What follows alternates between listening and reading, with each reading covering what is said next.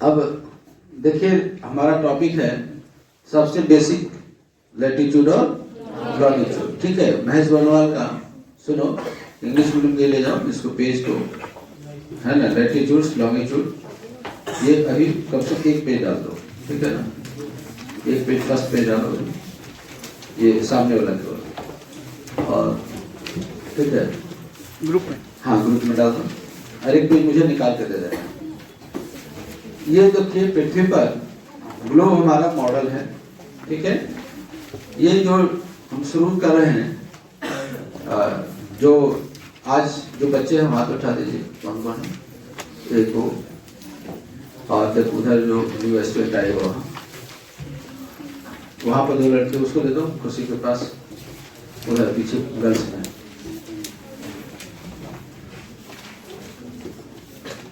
और पीछे बॉयज में 3 लोग हैं, बाकी आप लोग पीडीएफ गया होगा, वो लोग ग्रुप में नहीं जुड़े हैं। तो ये आपका अर्थ का ये पृथ्वी का मॉडल है, ठीक है। ऑडियो वीडियो दोनों, कुछ वीडियो भी दिखाएंगे इस पर, कुछ आपका पृथ्वी रोटेशन रेवोल्यूशन इस सब के बारे में, ठीक है। ये आपका ग्लोब का मॉडल है, ठीक है, पृथ्वी का मॉडल बना हुआ है। इस तरह से हम अगर देखते हैं तो 23.5 डिग्री अक्षांश पे झुका हुआ है, ठीक है ना। ये आपका पृथ्वी का मॉडल, ठीक है। और इस तरह से वेस्ट टू ईस्ट पृथ्वी कैसे है, west to east, east to west नहीं, वेस्ट टू ईस्ट, इसका कोड है बी मतलब हम लोग डब्ल्यू। तो इस तरह से आपको ये पूरा ग्लोब जो है हमारा पृथ्वी का मॉडल है, ठीक है ना। अब चूंकि इतना कंपास की खोज हो गई, डिस्टेंस, साइंस एंड टेक्नोलॉजी की बहुत सारी खोज हो गई है, तो वर्ल्ड लेवल पर जब मेजरमेंट के लिए मैप का बनना शुरू हुआ तो पूरे वर्ल्ड को हम अपने सामने उसका कैलकुलेशन कर सके। तो मेनली लैटिट्यूड और लॉन्गिट्यूड जो आर्टिफिशियल लाइंस हैं, वो अर्थ के मॉडल को पूरे कैलकुलेशन के लिए इसको यूज किया जाता है। किसके लिए यूज किया जाता है? चाहे वो टेम्परेचर के कैलकुलेशन हो, चाहे वो डिस्टेंस के लेके कैलकुलेशन हो, चाहे वो नेविगेशन के लेके कैलकुलेशन हो, या फिर आपको क्लाइमेट को लेकर कैलकुलेशन हो, नेचुरल वेजिटेशंस के कैरेक्टर को लेकर बात की जाए, विंड डायरेक्शन की बात की जाए, या फिर आपको एयर रूट की बात की जाए, है ना। तो ये सारा ये जो लाइन जो ड्रॉ की गई, उस लाइन का एक ही मतलब है कि इसको कैलकुलेशन करके एग्जाम्पशन में डाल के इससे चीजों को समझा जा सके। तो सबसे पहला जो आपको बोर्ड पर लैटिट्यूड और लॉन्गिट्यूड लाइंस है, ये इसी मॉडल पर बना हुआ है। 2 तरह के, ये आप कभी कभी आप अपने बुक में देखते हैं, फ्लैट मैप देखते हैं, फ्लैट है ना, तो वो क्या है, इसी को अगर आप पेपर साटा हुआ है और इसको उखाड़ दीजिए तो बिछा दीजिए तो फ्लैट हो गया। तो आपका एटलस भी ग्लोब ही है, ठीक है ना। बस उसको इसको हमने क्या किया, यहाँ से कट करिए, इसका पेपर उठा के तो फ्लैट हो जाएगा। तो उस तरफ में है, और ये राउंड सर्किल में अर्थ का मॉडल है। तो 2 तरह से मैप का यूज किया जाता है, एक ग्लोब पर और एक एटलस पर, ठीक है। ग्लोब पर सारी चीजों को नहीं दिखाया जा सकता है, ठीक है, इसलिए एटलस है। अब तो 3D एटलस आ गया, ठीक है। तो ये आपका मॉडल की बात है। तो सबसे पहले हम लोग 2 लाइन है, एक लाइन अक्षांश रेखा और दूसरी लाइन देशांतर, जिसको हम लोग लैटिट्यूड लाइंस और लॉन्गिट्यूड, ये दोनों इमेजिनरी लाइन है। क्या है? दोनों काल्पनिक रेखाएं हैं, ठीक है ना, दोनों काल्पनिक रेखाएं हैं, दोनों इमेजिनरी लाइन है, ठीक है। तो इसी के बारे में आज हम देखेंगे। लैटिट्यूड्स लाइन, जिसको आप बोलते हैं हिंदी में अक्षांश रेखा, क्या बोलते हैं इसको? इसको हिंदी में आप अक्षांश रेखा बोलते हैं। ये हो गया अक्षांश रेखा, लाइन मतलब रेखा, और लॉन्गिट्यूड को बोलते हैं आप, ठीक है, देशांतर रेखा। ग्लोब पर 2 तरह की लाइन ड्रॉ की जाती है या मानचित्र पर। एक लाइन जो है वो हॉरिजॉन्टल है, ये क्या है? हॉरिजॉन्टल, जो पैरेलल होती है अदर, जो एक दूसरे के पैरेलल समानांतर होती है। और ग्लोब पर जो एक लाइन है वो आपको वर्टिकल होती है, ऐसे, है ना, ऊर्ध्वाधर, इसको बोलेंगे ऊर्ध्वाधर या वर्टिकल, कैसी लाइन होती है? वर्टिकल। एक होती है हॉरिजॉन्टल, है ना? तो हॉरिजॉन्टल जो लाइन है, क्षैतिज रेखा जो है, उसको क्या बोलेंगे? अक्षांश। और जो लंबी लंबी है लॉन्गिट्यूडनल, देशांतर। तो लेटी हुई लाइन को लैटिट्यूड, याद करने के लिए कंफ्यूजन ना हो। लेटी हुई लाइन को और लंबी लाइन को, लेटी हुई लाइन को लैटिट्यूड और लंबी लाइन को लॉन्गिट्यूड, दो तरह की लाइन है, ठीक है ना? जो अगर आईएएस की तैयारी इन फ्यूचर में करते हैं, ठीक है, तो ज्योग्राफी का एक ऐसा सब्जेक्ट है, ज्योग्राफी को मन खूब लगेगा, रेगुलर है और प्रैक्टिस कर रहे हैं। हिस्ट्री में जितना कॉन्सेप्ट उतना ही रटना है, और ज्योग्राफी में रटना 10% है ना, समझना खूब है और प्रैक्टिस करना है। सब चीज क्योंकि इसमें आई कॉन्सेप्ट है, सब चीज देख के समझना। ज्योग्राफी अगर पढ़ाने में अगर लेक्चर मिलेगा तो ज्योग्राफी समझ में, ज्योग्राफी का पहला इंप्रेशन है, पहले देखे फिर समझे, ठीक है ना? और हिस्ट्री बहुत कम पार्ट है, मैप खाली बना दिए कि हाँ चलो मराठा यहाँ पर है, निजाम यहाँ पर है, एक मैप समझ गया तो कितना भी हम लेक्चर देंगे समझ में आएगा। लेकिन ज्योग्राफी में उल्टा है, ज्योग्राफी में लेक्चर कम और बोर्ड वर्क ज्यादा है, लेक्चर कम और बोर्ड वर्क ज्यादा है, ठीक है? ठीक है? हाँ सर, हाँ सर, नमस्ते। जी जी जी जी जी। अच्छा, वो देख लिया जाएगा, बस ठीक है, क्लास में है तो हाँ हाँ हाँ, हम ही कॉल कर देंगे, एक बजे बात कर देंगे। अरे कोई बात नहीं, छोटी सी बात है, तो देख लिया जाएगा। जी जी, हम उनको जानते हैं।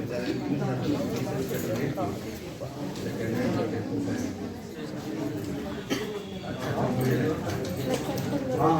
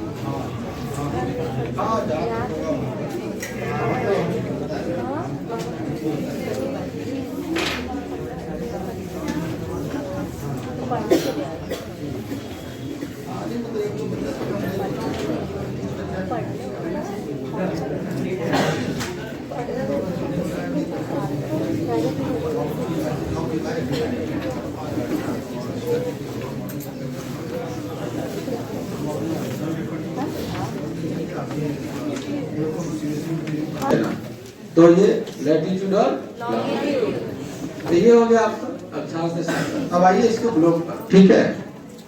तो ये ग्लोब है जो कि जिस पर लैटिट्यूड और लॉन्गिट्यूड लाइन ड्रॉ किया हुआ है।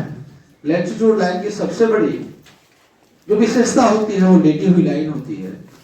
और एकदम देखिए कॉन्सेप्ट पर ध्यान देखिए, जो लोग बाद में वीडियो भी देखेंगे तो वो लोग भगा के वीडियो देखते हैं, या फिर वीडियो में बीच में बात करने लगेंगे, या फिर बीच में कोई काम करने लगते हैं, अब फिर बोलते हैं कि ऑनलाइन में समझ में नहीं आता है। तो वे आप अगर ऑनलाइन की क्लास भी कहीं देखने रहे तो आप अगर 1 घंटे क्लास है तो रूम में पैक हो जाइए, मोबाइल बाकी डिस्टर्बेंस को हटा दीजिए, ठीक है? तभी आप ऑनलाइन को क्लास ऑफलाइन जैसे समझ पाएंगे। तो अक्षांश रेखा या लैटिट्यूड लाइन में सबसे बड़ी विशेषता क्या है? इसका सबसे बड़ा मेन जो फीचर है कि लैटिट्यूड लाइन एक ऐसा है कि ग्लोब को मेजरमेंट के लिए इसको बीचों बीच क्रॉस करता है, ठीक है ना? और इसलिए इसको 0 डिग्री बोलते हैं। 0 डिग्री क्यों? कि ताकि मेजरमेंट दोनों तरफ बराबर, इधर 1 हो तो इधर भी 1 हो। सर इसलिए इसको, जैसे आप 10 रुपए है तो 5 दोनों को बांट दीजिए, तो फिर बीच में लाइन क्या रखना पड़ेगा? 0 ही रखना पड़ेगा। तो आपको इसमें इसलिए एक लाइन जो ये ड्रॉ दिख रहा है आपको, है ना, ये जो लाइन आपको, ये जो लाइन दिख रहा है, ये पूरे वर्ल्ड में ग्लोब पर चलते जाइएगा तो ये 2 ग्लोब को मॉडल क्यों दिख रहा है? आधा हम ये देख रहे हैं, इसका पीछे वाला पार्ट नहीं देख रहे हैं। अगर हम ये लेके रखें तो अगर हम आपको देखो ऐसे हम दिखा रहे हैं तो हाफ ही देख रहे हैं ना आप। अब फिर हमको ये दिखाना पड़ेगा। तो ये जो एरिया आप देख रहे हैं वो आप कुछ ये वाला देख रहे हैं, ये देख रहे हैं, नॉर्थ अमेरिका और ये वाला एरिया आप देख रहे हैं, ठीक है, ये एरिया आप देख रहे हैं, ठीक है ना, इधर भी सागर है और इधर भी सागर, ब्लू कलर, ठीक है। तो अब पीछे वाला एरिया क्या है, पीछे वाला एरिया ये है आपका, ठीक है, ये समझ लग नहीं, पीछे वाला एरिया आपका ये है 0 डिग्री। तो कहने का मतलब इसमें तो एब्सोल्यूट में ठीक नहीं है क्योंकि 0 डिग्री यहां चला जाएगा। तो इस तरह से दो ग्लोब को, लेकिन एक को अगर हम बात करें तो ये लैटिट्यूड लाइन है जिसको हम लोग 0 डिग्री भी बोलते हैं। क्या बोलते हैं इसको? 0 डिग्री बोलते हैं। अब इसी तरह से लैटिट्यूड लाइन मैक्सिमम डिग्री में कहां तक जाएगा, तो 90 डिग्री नॉर्थ और 90 डिग्री साउथ। पूरी तरह से ज्योमेट्रिकल लैंग्वेज तो पूरा यूज नहीं होता है, मिक्स रहता है, लेकिन मैक्सिमम 90% ज्योमेट्री यूज होता है। तो ये 0 डिग्री सबसे पहली बात है, ग्लोब को दो भाग में बांट दिया है ना। जो ऊपर वाला भाग है उसको उत्तरी गोलार्ध नॉर्दर्न हेमिस्फीयर और नीचे को सदर्न हेमिस्फीयर, दक्षिणी गोलार्ध और ठीक है। जो कंट्री इस लाइन पर पड़ेगा उसको इक्वेटोरियल कंट्री बोलेंगे। इक्वेटर लाइन विषुवत रेखा, हिंदी में इसको क्या बोलते हैं? दोनों लैंग्वेज में क्लास रहेगी, इंग्लिश और हिंदी में। तो ये कोई नहीं बोलेंगे कि सर इंग्लिश है सर हिंदी है, आप समझने का प्रयास करिए। ये आपका विषुवत रेखा है। कौन सी रेखा है? ये आपकी विषुवत रेखा है, इक्वेटर लाइन, इसको विषुवत रेखा ऐसे बता रहे हैं। अगर हमको मिला मैप बनाने का, हमने एक लाइन ड्रॉ कर दिया और जिस लाइन को हमने क्या बोला? इक्वेटर लाइन, विषुवत रेखा, इक्वेटर लाइन। हम लोग यूज करेंगे इक्वेटर लाइन। टर्मिनोलॉजी को हमेशा अंग्रेजी में यूज करिए, बाकी हिंदी में रहेगा। तो इस पर जो देश होंगे क्या होंगे? इक्वेटोरियल कंट्री, विषुवत रेखीय देश। इस पर जो प्राकृतिक वनस्पति, नेचुरल जो वेजिटेशन, प्राकृतिक वनस्पति जो नेचुरल वेजिटेशन होंगे वो कहलाएंगे विषुवत रेखीय वनस्पति, है ना, या इक्वेटोरियल वेजिटेशन। यहाँ तक क्लाइमेट पाया जाएगा, जलवायु, उसको हम विषुवत रेखीय जलवायु बोलेंगे या इक्वेटोरियल क्लाइमेट। यहाँ जो बायोडायवर्सिटी पाई जाएगी, जैव विविधता, वो इक्वेटोरियल बायोडायवर्सिटी पाई जाएगी। जो यहाँ पर सीजन पाया जाएगा वो इक्वेटोरियल सीजन पाया जाएगा। जो विंड होगा इक्वेटोरियल विंड होगा, जो बारिश होगा इक्वेटोरियल रेनफॉल होगा। एक शब्द से, है ना, प्रकृति, है ना, ह्यूमन जो यहाँ पर स्टाइल्स है, वो नेचुरल जो वेजिटेशन है, जो क्लाइमेट है ना, जो यहाँ का फीचर है, तो सब इक्वेटोरियल पर ये एक वर्ड उसके पीछे केवल लग जाएगा, इक्वेटोरियल, विषुवत रेखीय।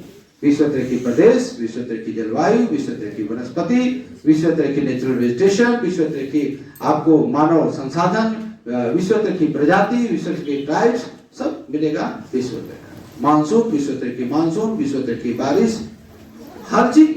तो ज्योग्राफी पढ़ने का एक सिंपल तरीका है कि कॉन्सेप्ट को समझे और 1 लाख फैक्ट आपका अपना हो जाएगा। तो ये विषुवत रेखा। अब ये पहला, अगर हम इसका प्रादेशिक बंटवारा देखें, रीजनल डिस्ट्रीब्यूशन, तो ये आपको पूरे ग्लोब को रीजनल में अगर बांटता है तो नॉर्थ और साउथ। रीजनल बंटवारा, प्रादेशिक बंटवारा, रीजनल डिस्ट्रीब्यूशन, जिसको हम लोग, प्रादेशिक मतलब क्या कि जिस चीज को हम लोगों ने बनाया है, मानव, ह्यूमन बीइंग, है ना, तो अब प्रकृति की चीज उसको हमने नाम दिया। तो ये प्रादेशिक बंटवारा कि ये उत्तरी गोलार्ध। अब आंख से ही समझ गए उत्तरी गोलार्ध में कौन है। अगर आप आंख से ही अगर ये लाइन देख लिए तो उत्तरी गोलार्ध में, यहीं से आपका ज्योग्राफी की क्लासेस शुरू हो जाती है। अब आप गैप करिएगा, बहुत इमरजेंसी, कोई हॉस्पिटल में एडमिट हो गया, है ना, प्लास्टर चल रहा है, चल तभी बीमार भी 102 डिग्री तो आगे बैठ जाइए, पीछे लेट के बैठ जाइए, है कि नहीं, पीछे किसी तरह से आप सर्वाइव, फाइटिंग मोड में आइए। तो अब इस तरह से हम लोग बहुत सारा लाइन इस पर है। इसी हॉरिजॉन्टल में कहीं कर्क रेखा बोलेंगे, कहीं मकर रेखा बोलेंगे, कभी आर्कटिक लाइन बोलेंगे, कभी antarctic line, tropic of cancer, tropic of capricorn, arctic line, antarctic line. इसी में हम लोग टेम्परेचर को उठता, चढ़ता और घटता देखेंगे, तो वो क्लास अभी आएगा। तो ये हो गया पहला, हमने कि इक्वेटोरियल लाइन को समझा, ठीक है। ये आपको देखिए एक मैप ये है, बीच में 0 डिग्री, इसी से पहचानने लगे आप, है ना। Tropic of capricorn, tropic of cancer, arctic line, ये सब चीजें हैं। अब हम लोग यहाँ से समझने का सारा प्रयास करेंगे कि इक्वेटोरियल लाइन को, ये देखो पूरा वर्ल्ड का मैप है। अगर वर्ल्ड का मैप में अगर आप हम इक्वेटोरियल लाइन ड्रॉ कर दे तो कुछ इस तरह से इक्वेटोरियल लाइन ड्रॉ होगा। ये देखो 0 डिग्री है। अब ये कंट्री आप बाद में पढ़ेंगे, तो हम बोलते चलते हैं, आपको नहीं दिख रहा है फिर भी। ये आपका है इक्वाडोर, कोलंबिया और ब्राजील। ये अटलांटिक महासागर से हम लोग गुजर रहे हैं। अटलांटिक महासागर में अफ्रीका में गैबन, फिर कांगो, फिर जायरे, है ना, फिर युगांडा, फिर केनिया और फिर सोमालिया। फिर ये आपका इंडियन ओशन हो गया। फिर इंडियन ओशन में बोर्नियो जो इंडोनेशिया में है, और इस तरह से कारपत्ती होते हुए 0 डिग्री।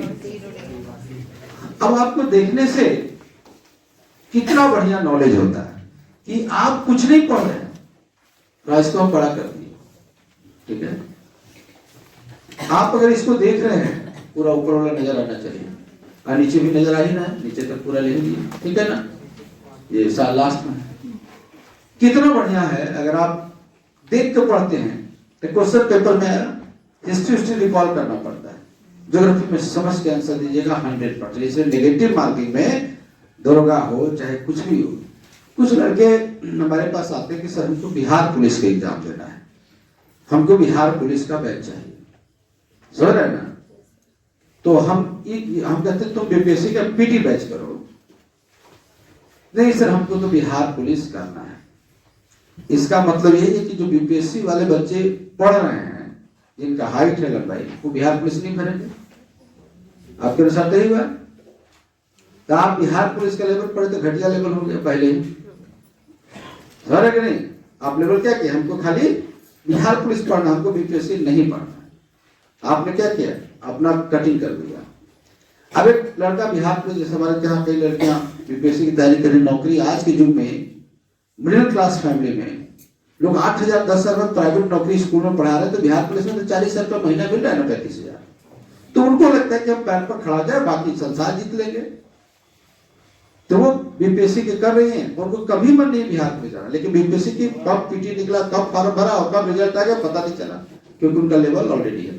तो जो लोग बिहार पुलिस के फॉर्म भर रहे हैं और वो बिहार पुलिस की तैयारी कर रहे हैं, और उतना ही लड़के बीपीएससी वाले पीटी के भी, दरोगा वाले भी बिहार पुलिस फॉर्म भर, इसका मतलब कि जो बिहार पुलिस की केवल बिहार पुलिस की तैयारी कर, उनका जिंदगी में बिहार पुलिस नहीं होगा। नेवर है नेवर। आप पीटी निकालिएगा, मेरे किस्मत छट जाएगी। 2-4 लोग को हो जाए अलग बात है, क्योंकि 10 लाख बच्चे और तैयारी कर रहे हैं 15-20 लाख बीपीएससी की, तो उसमें 10,000 तो आ ही जाएगा बिहार पुलिस में फॉर्म भरने के लिए। तो आप कहाँ आपको धक्का देकर निकाल देगा। स्टेशन में कितना भी भीड़ है, तो आपके एसी का टिकट अगर है तो ये चांस रहता है कि आपको कम से कम डिब्बा में घुसने का मौका मिल जाएगा, और बैठ के चल जाइएगा टीटी से, जैसे तैसे लड़ झगड़ का आपका अधिकार है। लेकिन आपका टिकट जनरल का है, तो आपको तो हर जगह खतरा उतरने का, स्लीपर से उतर सकते हैं, एसी से उतर सकते हैं, और जनरल में जगह नहीं, जनरल डिब्बा में। तो आपको तय करना है कि सफर किस टिकट पर करना है, जनरल के टिकट पर या फिर राजधानी के टिकट। राजधानी का टिकट आईएएस की तैयारी करें तब तो नीचे वाला सचिवालय वाला सब निकल जाए। खैर, तो अब यही बता रहे हैं कि कितना बढ़िया है, आप आंख से देख रहे हैं। अब हम क्वेश्चन पूछ रहे हैं कि बताइए कि पूरे विश्व में जनसंख्या जो पॉपुलेशन है, आप तो पहला दिन है, this is the first day of geography classes. इसके पहले हम कुछ नहीं पढ़ाए, कुछ लोग डायरेक्ट ही आ गए, पहला दिन ही कंपटीशन शुरू कर रहे हैं। लेकिन देखिए क्वेश्चन कैसे बनाते हैं। विश्व की सबसे ज्यादा जनसंख्या दक्षिणी गोलार्ध में कि उत्तरी गोलार्ध में? साउथ में कि नॉर्दर्न में? मैक्सिमम कंट्री किधर है, नॉर्दर्न में कि साउदर्न में? मैक्सिमम कंट्री किधर है, मैक्सिमम पॉपुलेशन किधर है, मैक्सिमम कैपिटल किधर होंगे, मैक्सिमम नेचुरल वेजिटेशन किधर होगा, मैक्सिमम जानवर किधर होंगे, है ना। सब कहाँ मिलेगा, नॉर्थ। अरे मैक्सिमम मिनरल्स कहाँ मिलेगा, कहाँ मिलेगा? देख रहे हैं ना आप, पढ़ाए हम, कुछ भी बताए। अब इतना land area, maximum land area कहाँ है, साउथ में कि नॉर्थ में? और साउथ में इतना है और वो ऑस्ट्रेलिया है। है ना, यही है ना। मैक्सिमम मिनरल्स कहाँ मिलेंगे? नॉर्थ में। हम नहीं जानते मिनरल्स है कि कहाँ, लेकिन कॉन्सेप्ट है, बिना पढ़े 100% कॉन्सेप्ट है कि आपको मैक्सिमम एरिया है। मैक्सिमम डेजर्ट कहाँ मिलेंगे? नॉर्थ में कि साउथ में? सारे दिया नॉर्थ में, तो नॉर्थ ही होना चाहिए। नहीं जानते, लेकिन 100% सही है, 100% सही है। क्यों? आपने एक केवल लाइन से, आप एक लाइन से आप आंसर दे रहे हैं। अभी 0 डिग्री के बारे में भी नहीं पढ़े, अभी आप इसके बारे में भी नहीं पढ़ रहे हैं और आंसर दे रहे हैं ज्योग्राफी का। नेचुरल वेजिटेशन, प्राकृतिक वनस्पति कहां पाई जाएगी? नॉर्थ में कि साउथ में? हवाओं की विविधता कहां पाई जाएगी? नॉर्थ में कि साउथ में? है ना, क्लियर? समझ रहे कि नहीं? अब एक चीज थोड़ा सा और ध्यान से देख के देखिए, मैक्सिमम समुद्र किधर पाया जाएगा? साउथ में, क्योंकि कहीं है ही नहीं लैंड एरिया। ये तो लैंड पूरा, ये देखो, ये तो पूरा कब्जा कर है सर है। तो ये होता है कि 50 का 150-200 क्वेश्चन पूछेंगे, या बताइएगा, ठीक है। तो ये आपका लेवल होता है कि आप इसको कैसे पढ़ रहे हैं, समझ के पढ़ रहे हैं या रट के पढ़ रहे हैं। सेट मार के, कुछ लोग कहते हैं सेट मार करें, सेट मार के नौकरी निकाल लेंगे, तो सेट मार के कंसेप्ट भी करिए। तुम्हारा क्वेश्चन कितना नंबर से रिजल्ट होगा? बेसिक पीटी क्या नंबर है? डायरेक्ट भी नहीं देखिएगा। चलिए, तो अब ये वर्ल्ड का मैप है, इंडिया भी है। ये हो गया आपका लैटिट्यूड लाइन, यहां से आपका क्लास शुरू हुआ। लैटिट्यूड लाइन क्या लिखा हुआ? अक्षांश रेखाएं, हॉरिजॉन्टल लाइन क्षैतिज रेखा, बड़ी रेखा और ठीक है। ये है आपका, इस तरह से सीधी होती है लैटिट्यूड लाइन। कहती है ऐसे होती है कि सीधी होती है ना। पिज्जा और ये लिखा हुआ पीडीएफ उस पेन लगा दिया इसमें, इसमें लिखा हुआ है, लगा हुआ है कहाँ है? अच्छा है इसमें, हाँ ठीक है। ये देखिए, आपको इसमें कुछ कोड है, हम बताएंगे।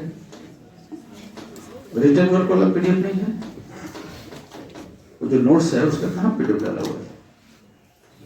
अभी जो फोटो का पार्ट था ना, लैटिट्यूड लॉन्गिट्यूड का, हाँ क्यों नहीं लगा? कुछ नहीं था, जो लैटिट्यूड टॉपिक है तो अचार डालने के लिए पीडीएफ है, उसको भी लगाओ, ठीक है। तो अब इसमें 2 तरह की लाइनें देख रहे हैं, नहीं, लैटिट्यूड और लॉन्गिट्यूड। अब यहां पर देखिए, ये आपका ग्लोब है, ओपन है, ठीक है ना। और अब हमको बताइए कि ये लैटिट्यूड लाइन है और यहां आपको कितना डिग्री बताइए? 90 डिग्री, ठीक है। यहां पर कितना है? 90 डिग्री नॉर्थ, यह आपका 90 डिग्री, और नीचे भी क्या हो गया? 90 डिग्री। ये लैटिट्यूड लाइन खींचा कैसे जाता है, पहले उसको समझिए। कि कभी पिंजरा देखे ना, तोता वाला जो होता है, तो जो तोता का जो पिंजरा होता है, थोड़ा दिमाग में इमेज करिए, तो राउंड वाला होता है, ठीक है। सबके दिमाग में इमेज में आ गया, तोता का जो पिंजरा होता है राउंड। तो उसमें देखो इस पार से लेके इस पार तक एक बीच में है ना, कुछ छड़ या कुछ भी पाइप रहता है, जिसमें तोता बैठा है। तो वो जो लाइन है क्या है? कोई एंगल बना रहा है? नहीं, दिमाग में आ रहा है कि नहीं? अरे बीच में ऐसे पड़ा हुआ है ना, ये कोई एंगल बनाएगा? तो सब लोग दिमाग में तोता के पिंजरा को पहले वो पिंजरा को देखिए, ठीक है। वो कोई भी एंगल बना रहा है, उसके बीच में जो लाइन है, ये लाइन कोई भी एंगल बनाएगी तो पिंजरा में से इसी में तोता बैठता है। तो ये कोई भी एंगल नहीं बना रही, क्योंकि एंगल बनाने के लिए लाइन में थोड़ा सा विधान, थोड़ा सा इंक्लेशन होना चाहिए, ठीक है ना। समझ रहे कि नहीं? अभी हट गए ना, कहाँ निकाल इधर। तो अब तोता का पिंजरा में, लेकिन जैसे ये है, ठीक है, इसको जैसे ऊपर करेंगे, ये बेस लाइन में दोनों लाइन एक ही पर है, लेकिन जैसे हम उसको ऐसे करेंगे, एंगल बनेगा कि नहीं बनेगा? यहाँ से वहां पर दो पाइप रख लेते हैं, एक पाइप पे तोता बैठा है, एक पाइप पे हम लोग थोड़ा सा ऊपर उठाते हैं, और ऊपर उठा के ऐसे चारों तरफ घुमा दें, है ना। तो जैसे हमने मान ली कि ये 2 पाइप है और एक इसमें से जो यहाँ पर इसको हम लोग इसी पड़ा हुआ था, लेकिन इसको क्या किए, इसको हमने, ठीक है, इसको थोड़ा सा उठाया। सब लोग समझ रहे हैं, कनेक्ट कर रहे हैं आप लोग, सब लोग कनेक्ट तुरंत समझिएगा कि हम बोले कि यहाँ पर 2 पाइप रख दिए दोनों, ठीक है, एक पाइप बड़ा रह गया, ठीक है ना। और एक को हम क्या कर रहे हैं कि 2 टुकड़ा आधा से यही मान लीजिए सेंटर है। अब ये जो सेंटर है तो इस पाइप को हमने क्या किया, ऐसे उठा दिया। तो इसका मान लो कि हमने क्या किया, ऐसे उठा दिया, ठीक है। तो हमने इसको यहां से ऐसे करके इस तरह से ऐसे उठा दिया, ठीक। यही लाइन है, सीधे अगर हम खींच दिए तो यही लाइन हुआ ना, ठीक है। एंगल बना कि नहीं बना, डिग्री बना कि नहीं बना। इसलिए अक्षांश रेखा को डिग्री में क्यों लिखते हैं, क्यों लिखते हैं, क्योंकि वो इसको एंगुलर डिस्टेंस बोलते हैं। क्या बोलते हैं, पृथ्वी के इसके सेंटर से इसके परिधि तक, सर्कमफ्रेंस परिधि क्या बोलते हैं, हाँ, सर्कमफ्रेंस। तो यहां पर कोई मान लो कि ए पोजीशन है, तो यहां पर आपका डिग्री हो गया 20। कितना डिग्री बना रहा है, 20। अब इसको हम अगर, चूंकि ये राउंड है, ये क्या है, तो यहां से 20 किया, तो इसको अगर हम चारों तरफ से लाइन खींचे तो घूमते जाएगा, तो हर पोजीशन क्या हो जाएगा, 20 डिग्री होगा। क्यों, बीच में से उठा रहे हैं ना, तो ऐसे करके हम चारों तरफ से घुमा दें, तो पूरा एक लाइन हो गया कि नहीं हो गया। आप इमेजिन करिए कि आप ये पेड़ मेरा कहाँ है, अंदर बीच में, और वहां से हम इसको कर्व किए, ग्लोब के अंदर है, तो इसको घुमाएंगे तो इस एरिया को कवर करेगा, ऐसे ऐसे चारों तरफ से, ठीक है, घुमा दी। क्लियर है कि नहीं है, सबको समझ में आ रहा है। वहां से ऐसे रखे, इतना तक कर्व किए और चारों तरफ ग्लोब पर ऐसे, तो कहीं भी एंगल बना रहा है क्या, सेम। अगर इसको उठा नहीं रहे, नीचे नहीं कर रहे, तो कहीं भी एंगल क्या बना रहा है, सेम बना रहा है। तो इसको हम लोग पूरा ऐसे अंदर से कर दिए, तो जितना डिग्री घूमेगा उतना डिग्री लाइन होगा, ठीक है। तो इसीलिए आपको, ठीक है, हो गया।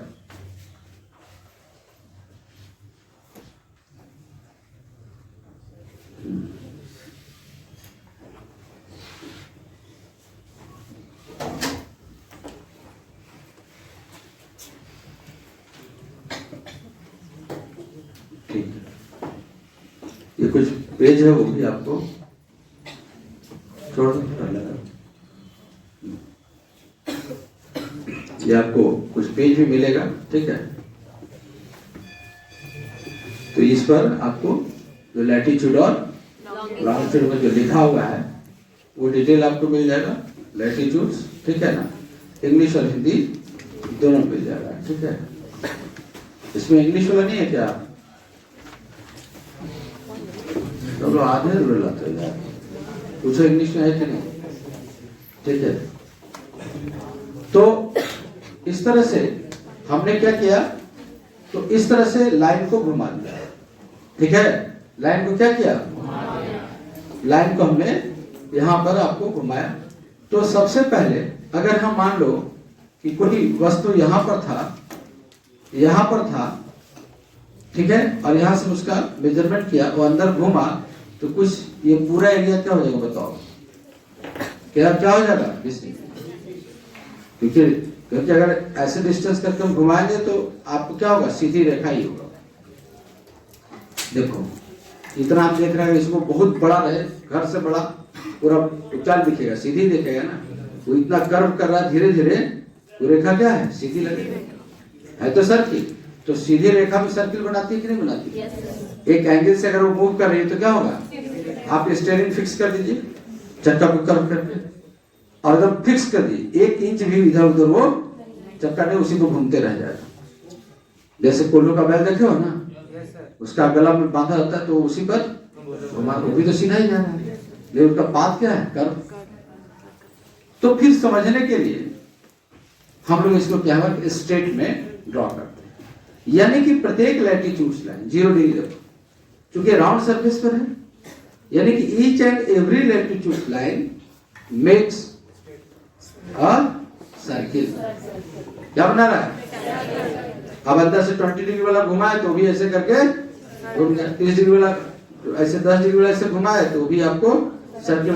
इतना उठा दिए 30 डिग्री ऐसे के वो भी circle, 50 degree 60 degree 70 degree 80 degree और 90 डिग्री बना रहे हो भी। तो लैटिट्यूड लाइन की विशेषता क्या होगी? Each and every latitude line with a circle, प्रत्येक अक्षांश रेखा एक सर्किल बनाएगी।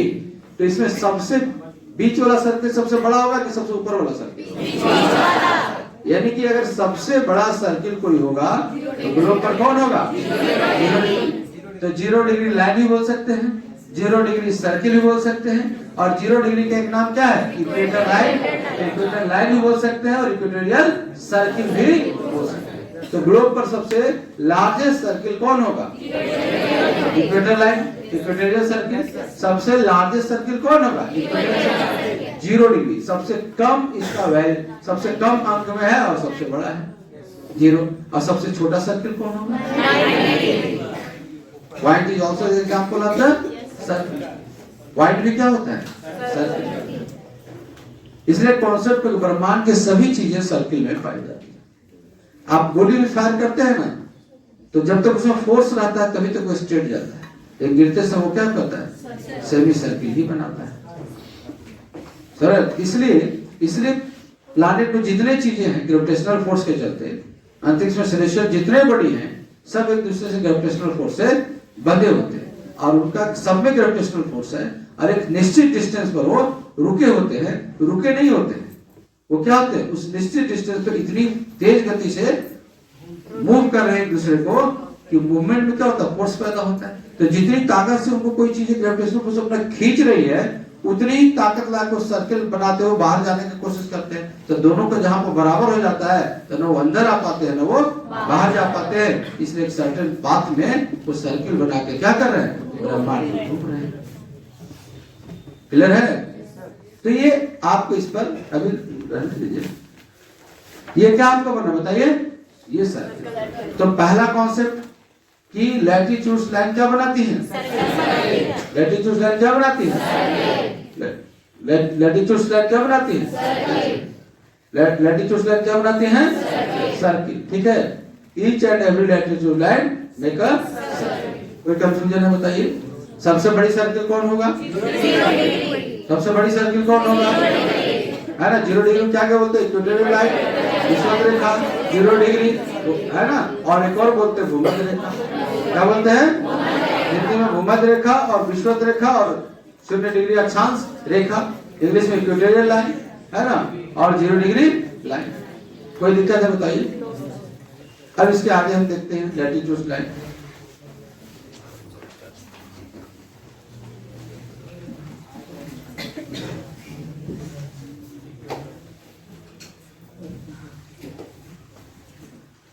ठीक है, जाओ।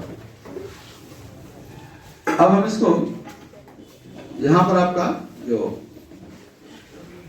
मैटर है वो इंग्लिश में भी है आपका, ठीक है। तो पीडीएफ में आपका इंग्लिश और हिंदी दोनों मिल जाएगा, ठीक है, और पढ़िएगा तो आपको सब समझ में आएगा। अब आते हैं लैटिट्यूड लाइन हम ड्रॉ करके दिखाते हैं, ठीक है।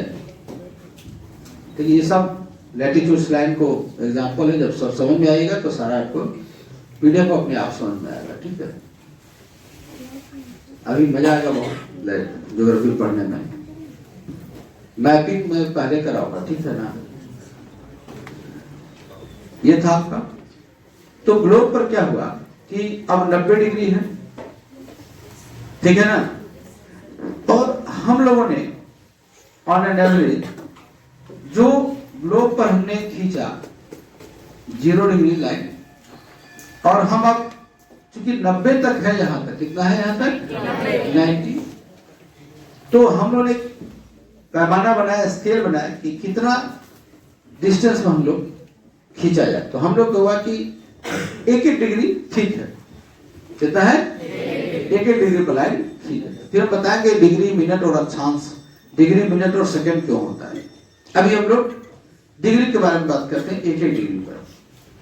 जैसे आपको मालूम है कि ये आपको ये क्लासरूम जो है 30 फीट है, और हमने कहा कि एक एक फीट पर एक एक बेंच हम लोग लगाएंगे, तो कितना लाइन होगा, 30 लाइन।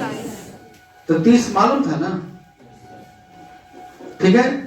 तो अगर हमको मालूम है 90 और 90 डिग्री, तो 0 डिग्री, 1 डिग्री, फिर उठाए तो 2 डिग्री, फिर 3 डिग्री, है ना, 0 डिग्री था। अगर हमको 5 डिग्री ऐसे किए तो देखो ये चारों तरफ से घूम रहा है ना, 5 डिग्री पर राउंड सरफेस पर घूम रहा है कि नहीं, थोड़ा सा ध्यान देना, तो 5 डिग्री हुआ। अगर हम थोड़ा सा उठा देते 20 डिग्री हो गया, तब 20 डिग्री घूमेगा।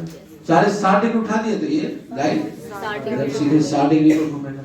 सब सर्कल बना रहा है ना, 70 डिग्री, 80 डिग्री, और इस तरह से 90 डिग्री, कुछ लड्डू की तरह हो, है ना। लड्डू क्या होता है अपनी जगह पर।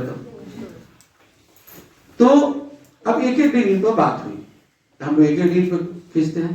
तो एक एक डिग्री पर जब खींचने की बात हुई तो हम ये हमारा मान लो कि 1 डिग्री हुआ, ये कितना डिग्री हुआ, और 90 डिग्री था। तो एक एक डिग्री पर जब डिस्ट्रीब्यूशन किया गया तो ऊपर में क्या होगा, नॉर्थ, और नीचे में क्या होगा, व्हाइट वाला आपको 0 डिग्री है तो ना होगा नॉर्थ, ना होगा साउथ। लैटिट्यूड लाइन लिखने में हमेशा डिग्री यूज होगा। तो 1 डिग्री हम लोग पढ़े, हमने क्या कहा, ये 1 डिग्री है। फिर क्या हुआ आपका, ये 2 डिग्री, क्योंकि 90 लाइन खींचना बहुत मुश्किल है, एक एग्जाम्पल बताया। 1 डिग्री, ये क्या हो गया, 2 डिग्री, और ये मोटा वाला क्या था आपका, 0 डिग्री। ये लाइन आपका क्या है, 0 डिग्री। ये लाइन क्या है, 0 डिग्री। इन दोनों के बीच का डिस्टेंस जो है वो 111 किलोमीटर है। कितना डिस्टेंस, ये 0 डिग्री से लेकर 1 डिग्री के बीच में कितना है, 111 किलोमीटर। तो आप बताएं 1 डिग्री से 2 डिग्री के बीच में कितना डिस्टेंस होगा, 222 नहीं ना हो जाएगा। तो यहाँ भी क्या होगा, 111 ही होगा, नहीं 111 होगा। तो 111 किलोमीटर पर, है ना। तो आप 0 डिग्री से 90 डिग्री तक कुल डिस्टेंस में निकाल सकते हैं नॉर्थ में, आज ये होगा साउथ, ठीक है ना। तो एक एक डिग्री पर अगर लाइन खींचा जाए तो कुल कितना लाइन ऊपर में होगा, और नीचे में कितना होगा, और ये क्या हो गया, 0 डिग्री। 90 180 लाइन, और एक 0 वाला क्या होगा, 80 लाइन। कुल कितना डिग्री खींचा जाएगा, 180 रेखा एक एक लाइन पर खींची जाएगी तो होगा, समझ रहे हैं ना। तो और तो फिर हम लोग इस तरह से लाइन, अब इतना एक एक लाइन कौन खींचेगा, तो हम थोड़ा 10-10 डिग्री का एक एवरेज लेके खींच रहे हैं। कितना डिग्री का, 10, ठीक है। अब हम उससे देखेंगे कि 10-10 डिग्री का हम लोग लेके इसको थोड़ा और हम बड़ा कर देंगे, ठीक है। ऊपर में 90 डिग्री है, नीचे में भी 90 डिग्री, ये आपका हो गया। अब हम 10 डिग्री का लेके चल रहे हैं, ठीक है। छोटा कर दो फिर बड़ा तो हो जाता अपने आप।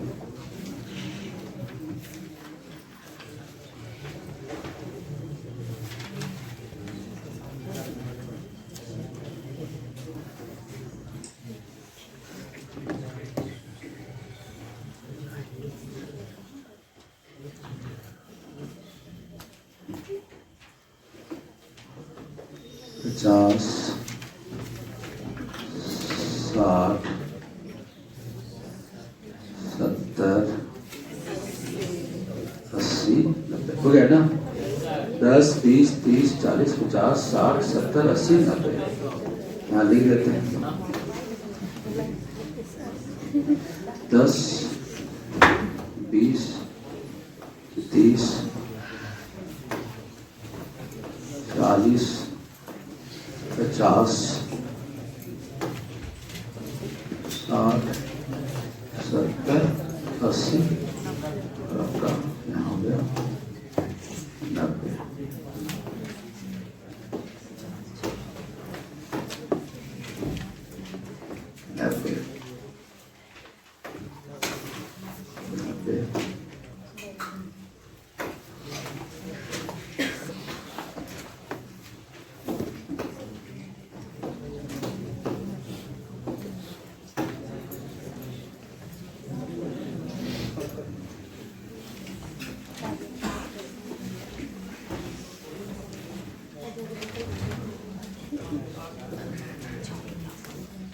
आपको देखने में फील हो रहा होगा कि सारी सीधी लाइनें हैं, है ना, और सीधी लाइन और निश्चित डिस्टेंस पर है, तो क्या होगा, पैरेलल लाइन होगा। समानांतर रेखा क्या परिभाषा है, 10, 20, 30, 50।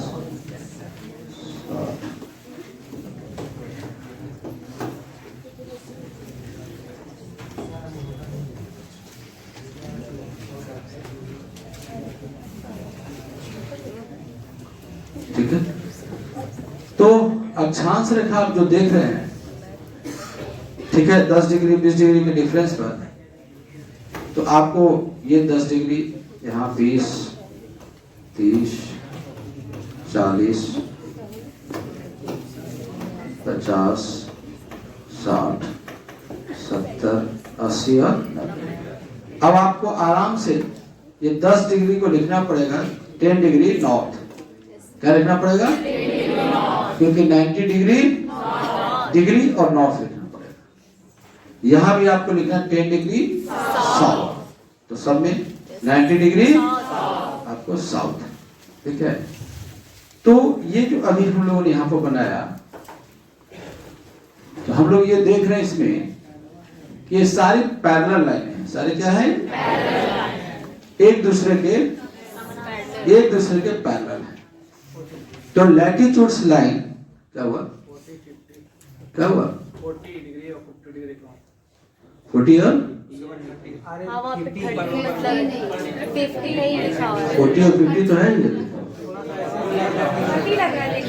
अच्छा 30 तो उतना तो कॉमन सेंस है ना, कि 60 और 40 के बीच में 30 नहीं आ सकता। चाहे शादी में कितना भी जयमाला में 2-3 लोग 4-5 लोग आगे पीछे खड़े रहे, पहचान जाते हो ना कि इन्हीं को जयमाला पढ़ना है, क्या खुद हो जाओगे? बताओ, मानो कि शादी हो रहा है, गए हो जयमाला स्टेज, इधर भी साली खड़ी, इधर भी साली खड़ी है, तो माला के कुछ स्वयं थोड़े हो रहा कि कौन वाला को बरमाला डाले, नहीं।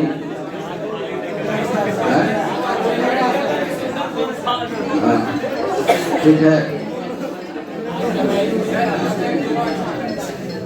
उस टाइम जो अच्छा लगेगा ना, अच्छा लगने के बराबर रहेगा तब ना। ठीक है, ठीक है, तो ये आपका किसका शादी हो रहा है? पप्पू के शादी। हाँ, पप्पू कहाँ शादी हुआ? तो दिल्ली हार गए। ठीक है, तो दिल्ली जीतते तो थोड़ा आशा भी रहता कि चलो शादी हो जाए। तो ये आपको देखो, मतलब पढ़ना शुरू करिए आंखों से। आंख से पढ़ा भी जाता, खाली आंख से देखा नहीं जाता। ठीक है ना, समझ गया नहीं? यही बात जाके पापा को बोल रहे ना, पापा आंख से देखा भी जाता है। तो देखिए इधर, तो ये जो लैटिट्यूड लाइंस की विशेषता है कि सभी लैटिट्यूड लाइन एक निश्चित डिस्टेंस पर खींची जाती है। ठीक है ना, ड्रॉ की गई है वेस्ट टू ईस्ट, है ना। ड्रॉ की गई कैसे? West to east. कभी कभी रनिंग में देखिएगा तो ईस्ट टू वेस्ट हो जाएगा ये। ठीक है, तो वेस्ट टू ईस्ट ये लाइन ड्रॉ की गई है, तो कोड हो गया वी हो गया। इसका 2 आंसर आता है, दोनों 2 तरह से पूछा जाता है, तब होता है। तो ये लाइन ड्रॉ हमने किया किधर से? वेस्ट टू ईस्ट किया। और तो एक निश्चित डिस्टेंस पर हम 10-10 डिग्री पे 1-1 डिग्री पे कर सकते हैं। आप 1 डिग्री से 0.5 डिग्री पे भी कर सकते हैं। 1 रुपया को 8 में बांटा जा सकता है ना, तो छोटा जितना कर सकते हैं, इन्फिनिटी माइक्रो लेवल चले जाएंगे। तो ये जो लाइन हम 10-10 डिग्री पे खींचे, ड्रॉ किए, तो सारी लाइनें आपको क्या दिख रही है बताओ? पैरेलल।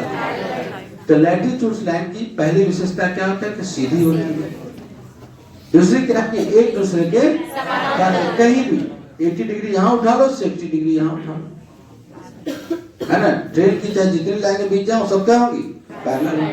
एक तो कभी ट्रेन क्रॉस करता है इस लाइन से उस लाइन पर, ज्वाइंट पर, तो उसको देखते हो कि हमेशा उसका डिस्टेंस क्रॉसिंग के बाद भी अगर ट्रेन अगर इस पट्टी से उस पट्टी पे जा रही है, तो लाइन उसका इस तरह से उस पट्टी पे गई, ये भी उसी डिस्टेंस पे गई, तो उन्हें की जगह मिल जाती है नहीं।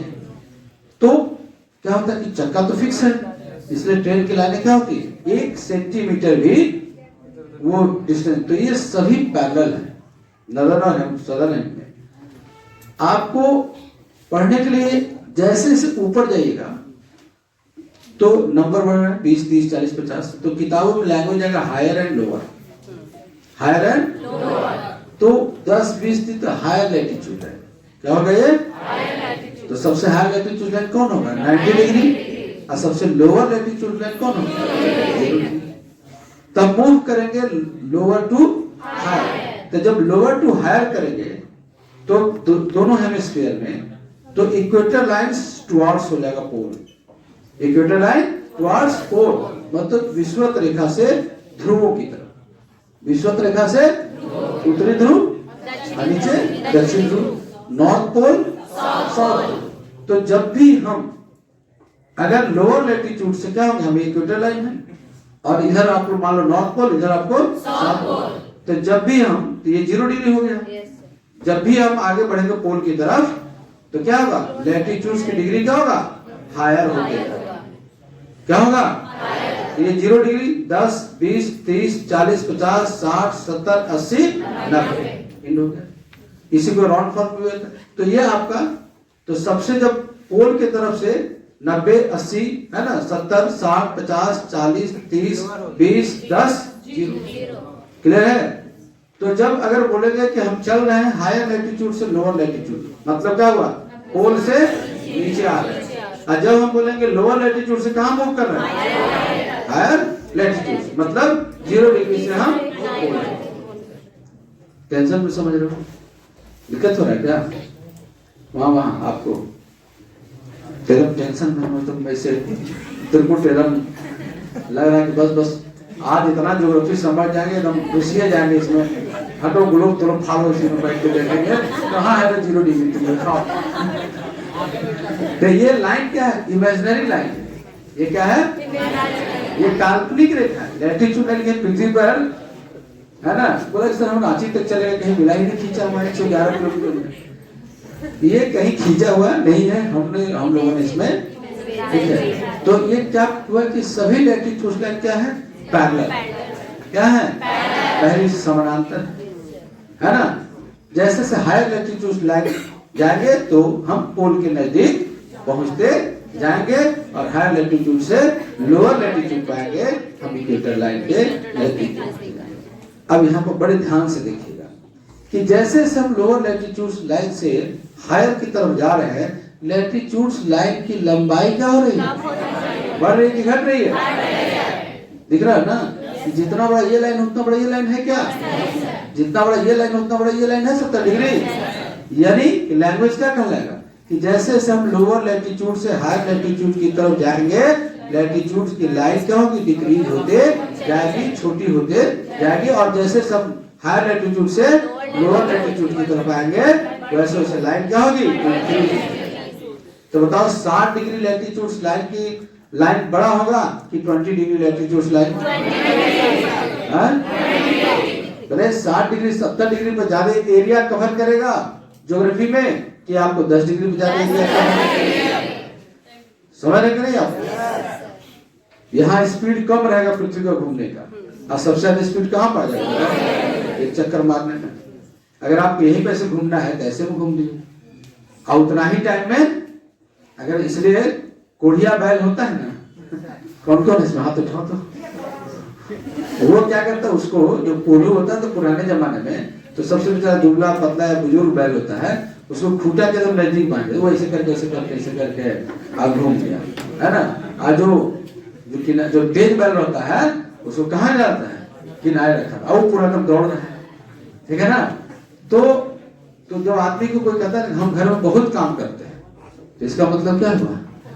आप तेज है ना। जो आराम कल भी होते हैं वो क्या होते हैं? ठीक है ना। तो अब सास पुतों में इसी चीज की लड़ाई बहुत होता है कि हम ज्यादा काम करते हैं कि हम ज्यादा काम करते हैं। अब दोनों में डिसीजन कर लीजिए। अब इसे देखिए, अब तो प्रत्येक लैटिट्यूड क्या हो, तो जैसे से विशेषता क्या हुआ कि ऊपर जाएंगे तो डिक्रीज होते जाएंगे। क्लियर हुआ ना? अब ये हो गया, पैरेलल हो गया। प्रत्येक लैटिट्यूड लाइन क्या बना रही है? सर्किल बना रही है ना? प्रत्येक लैटिट्यूड लाइन क्या बना रही है? सर्किल बना रही है। तो सबसे बड़ी सर्किल कौन हो जाएगी? है ना? सबसे बड़ी सर्किल लोअर लैटिट्यूड लाइन होगी और सबसे छोटी सर्किल हायर लैटिट्यूड लाइन होगी। अब पूछ जाएगा 30 डिग्री 20 डिग्री, तो 20 डिग्री बड़ा होगा सर्किल। ठीक है, तो ये हो गया। अब देखिए, तो एरिया भी, अब सन रे जो हमारा होता है, तो लैटिट्यूड लाइन से टेम्परेचर का भी डिस्ट्रीब्यूशन पता चलता है। यहाँ पर सूर्य भगवान है, एकदम अब भड़केंगे, गर्मी का सीजन आ गया है, ठीक है ना? अब अपना वो दिखाएंगे तुम लोग को औकात, देखो ना, एकदम 12 बजे दोपहरिया का सूर्य है ये। तो इसको, ये टॉपिक अगला है, खाली हम कॉन्सेप्ट समझते हैं। जो सूर्य का, पृथ्वी चारों तरफ सूर्य के चक्कर लगाती है, लेकिन हम लोग ये पढ़ते हैं अगले क्लास में। अभी हम यहाँ बोलेंगे कि सूर्य पृथ्वी के चक्कर लगा रही है, ठीक है ना? उल्टा बोल रहे हैं, गलत बोल रहे हैं समझने के लिए, ठीक है? जैसे हम लोग गलत भी बोलते हैं तो सच ही प्रतीत है। जैसे क्या बोलते हैं कि ट्रेन में जा रहे हैं, प्लेटफार्म आ गया क्या बोलते हैं? चलते हैं, देखते प्लेटफार्म को क्या बोलते हैं? बस प्लेटफार्म आ गया, समझ रहे ना? और उसके बाद जब ट्रेन रुक जाती है तो क्या बोलते हैं? ट्रेन प्लेटफार्म पर रुक गई। भाई दोनों बात क्या है बोल रहे? प्लेटफार्म ट्रेन पर रुक गई, भाई बोलो प्लेटफार्म आ गया। और जब ट्रेन रुक जाती क्या बोलते हैं? ट्रेन प्लेटफार्म पर रुक गई। फिर बोलते हैं ट्रेन प्लेटफार्म पर पहुंच गई।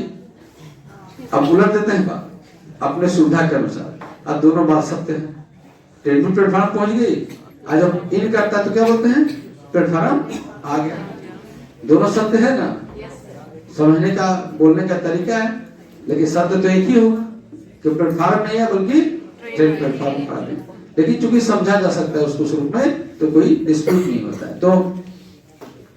तो यहाँ पर सूर्य की जो रोशनी है ना, वो मैक्सिमम आपको सीधी जो जाती है वो कर्क रेखा और मकर रेखा, ट्रॉपिक ऑफ कैंसर और ट्रॉपिक ऑफ मैक्सिमम। तो यहाँ पे एक हम ड्रॉ कर दे रहे हैं।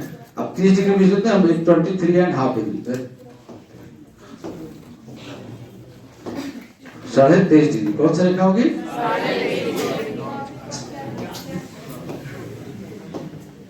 अभी इसका टॉपिक यहाँ पे नहीं है, लेकिन थोड़ा समझाने के लिए बता रहे हैं। ये आपका कर्क रेखा, ठीक है? ये क्या हो गया आपका? मकर रेखा, कर्क रेखा और ट्रॉपिक ऑफ कैप्रिकॉर्न।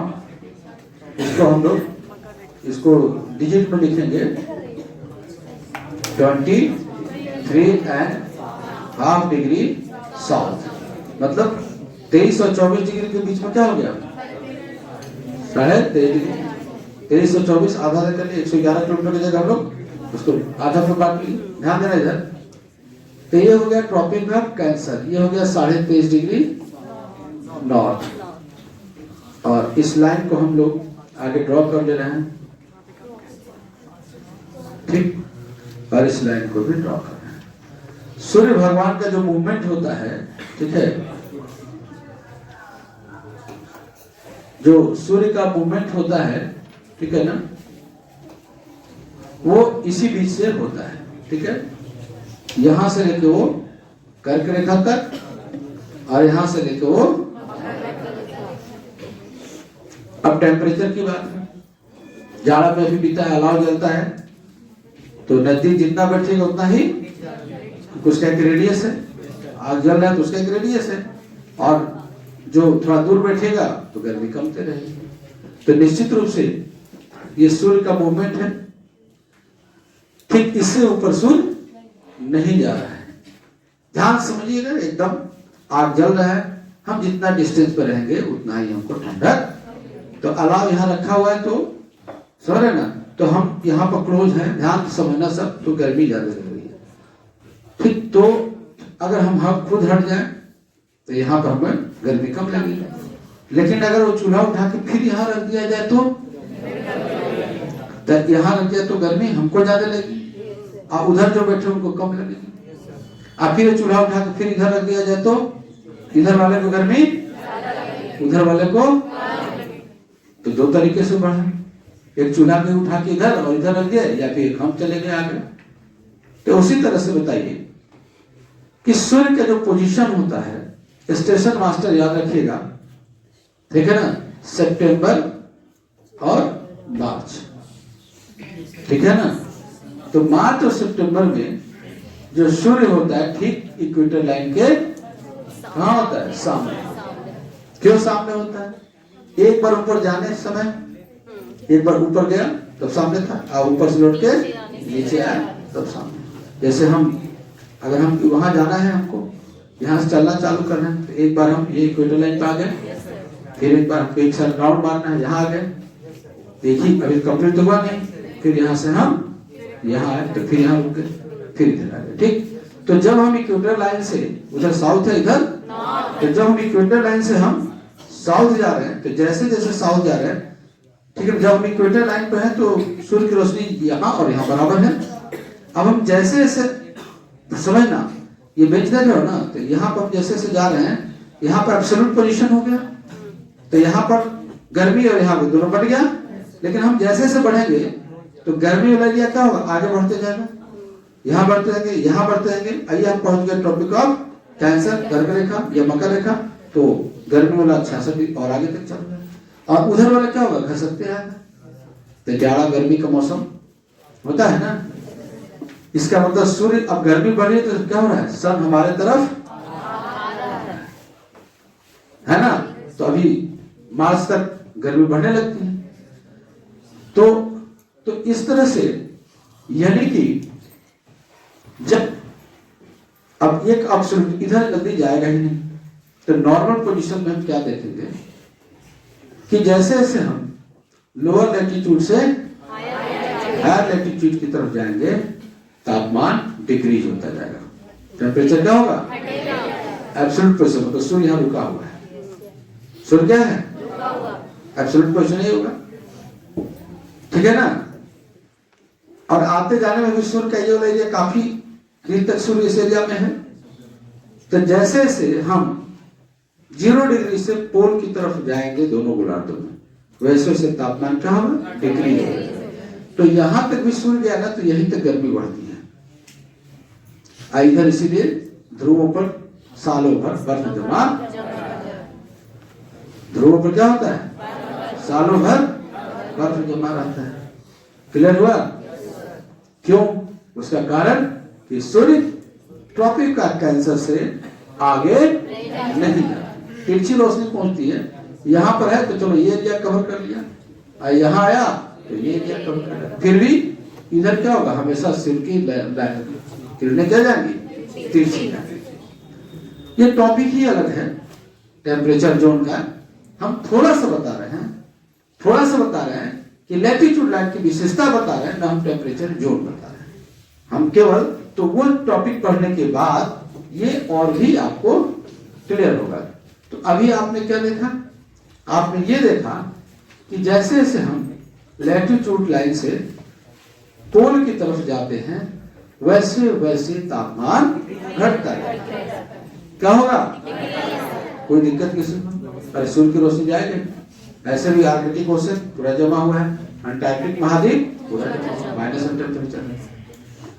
इसलिए कनाडा के लोग, नॉर्वे के लोग, स्वीडन के लोग पूरा एकदम है ना। उसी तरह से आपको कश्मीर चले 27 डिग्री पर, 37 डिग्री पर है, वहां भी ठंड है। यानी कि जैसे से अक्षांश, तो क्यों तापमान घट रहा है? कि सूर्य का मूवमेंट वहां तक नहीं है। तो सबसे ज्यादा गर्मी कहां पड़ेगी बताइए? सबसे ज्यादा गर्मी कहां पड़ेगी? एवरेज तापमान सालों भर यहाँ, अगर कर्क यहाँ भी है ना तो भी एरिया कवर कर रहा है, यहाँ भी है तो भी है। इसलिए इक्वेटोरियल लाइन 0 डिग्री है तो, और 10 डिग्री से लेकर 10 डिग्री तक ये विशेषता पाई जाती है। कभी सूर्य ऊपर गया तो 0 गर्मी कहाँ हो, धीरे धीरे जब फिक्स होते गया, जब 23.5 डिग्री पर गया तो सूर्य का ये इक्वेटोरियल लाइन की जो विशेषता है वो 9-10 डिग्री पर फिक्स हो जाती है।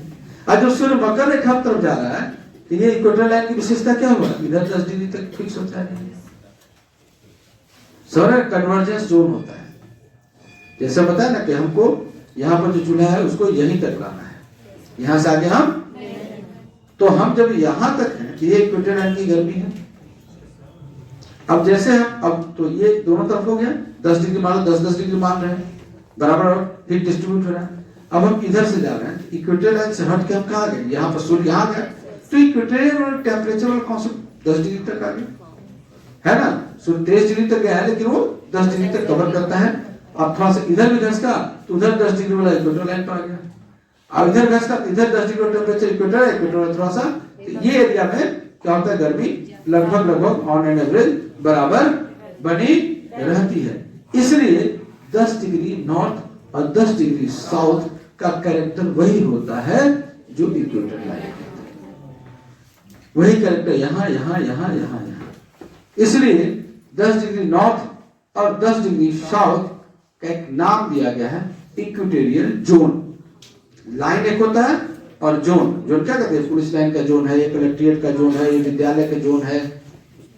समझ में आ रहा है समझ में आ रहा है कि नहीं क्योंकि सूर्य यहाँ तक जाता है और यहाँ तक जाता है तो कब से ये एरिया तो कवर होते रहेगा ना। तो ऑन तो ये जो है आपका 10 डिग्री नॉर्थ और 10 डिग्री तो बताइए इक्वेटोरियल प्रदेश कितना डिग्री से कितना डिग्री के बीच होता है कितना डिग्री से कितना डिग्री। तो ये जो आपका एरिया है 10 डिग्री नॉर्थ से लेकर 10 डिग्री ये क्या कहलाएगा क्या कहलाएगा इक्वेटोरियल जोन इक्वेटोरियल रीजन विषुवत-रेखीय प्रदेश विषुवत-रेखीय क्षेत्र जोन मतलब क्षेत्र रीजन मतलब प्रदेश मतलब एरिया। क्लियर है यहां तक। अब एक चीज और सुनिए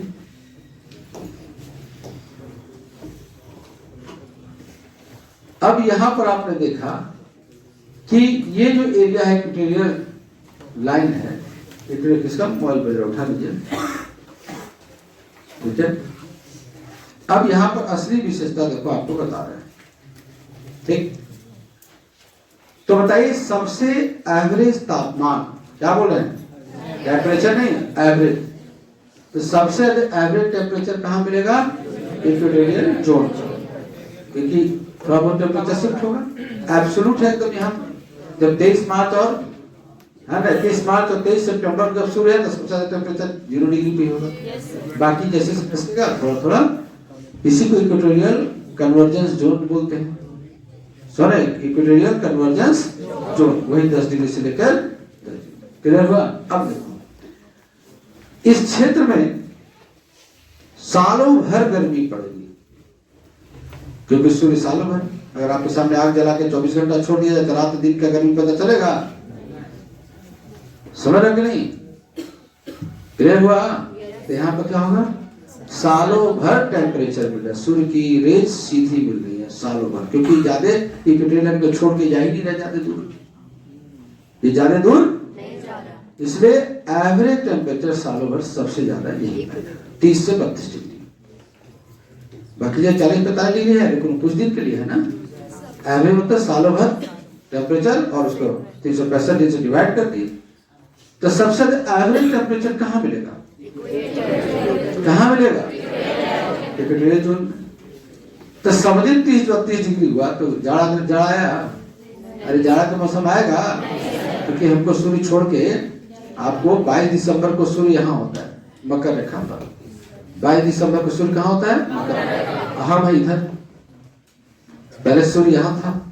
अब जैसे सूर्य गया तो इधर क्या हुआ ठंड बढ़ गया ना जनवरी दिसंबर में दिसंबर होगा फिर जनवरी से आने लगेगा तब इधर ही भटक रहा है दिसंबर जनवरी में फिर फरवरी आते रहेगा तो इक्वेटर लाइन पर 21 मार्च को इक्वेटर लाइन पर आ गया। तभी देखो अभी का मौसम फरवरी खत्म हो रहा है अभी यहीं पर सूर्य है 21 मार्च यहाँ गर्मी आ जाएगा और जैसे जैसे अप्रैल होगा क्योंकि इंडिया इधर ही है ना अप्रैल में से प्रचंड गर्मी और आपको 21 जून को सूर्य यहाँ पर होगा।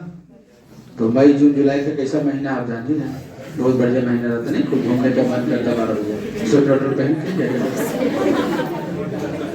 नहीं है। तो ये जो इक्वेटोरियल जोन है तो कहां पर विंटर सीजन नहीं पाया जाएगा विषुवत-रेखीय एक ही ऋतु पाई जाएगी वो ग्रीष्म जाड़ा यहाँ पाया जाएगा। तो पूछा पृथ्वी पर कौन सा जहां पर विंटर सीजन नहीं पाया जाता जाड़ा ऋतु विंटर सीजन एब्सेंट होता है यहाँ पर सालों भर। अब विशेषता देखो,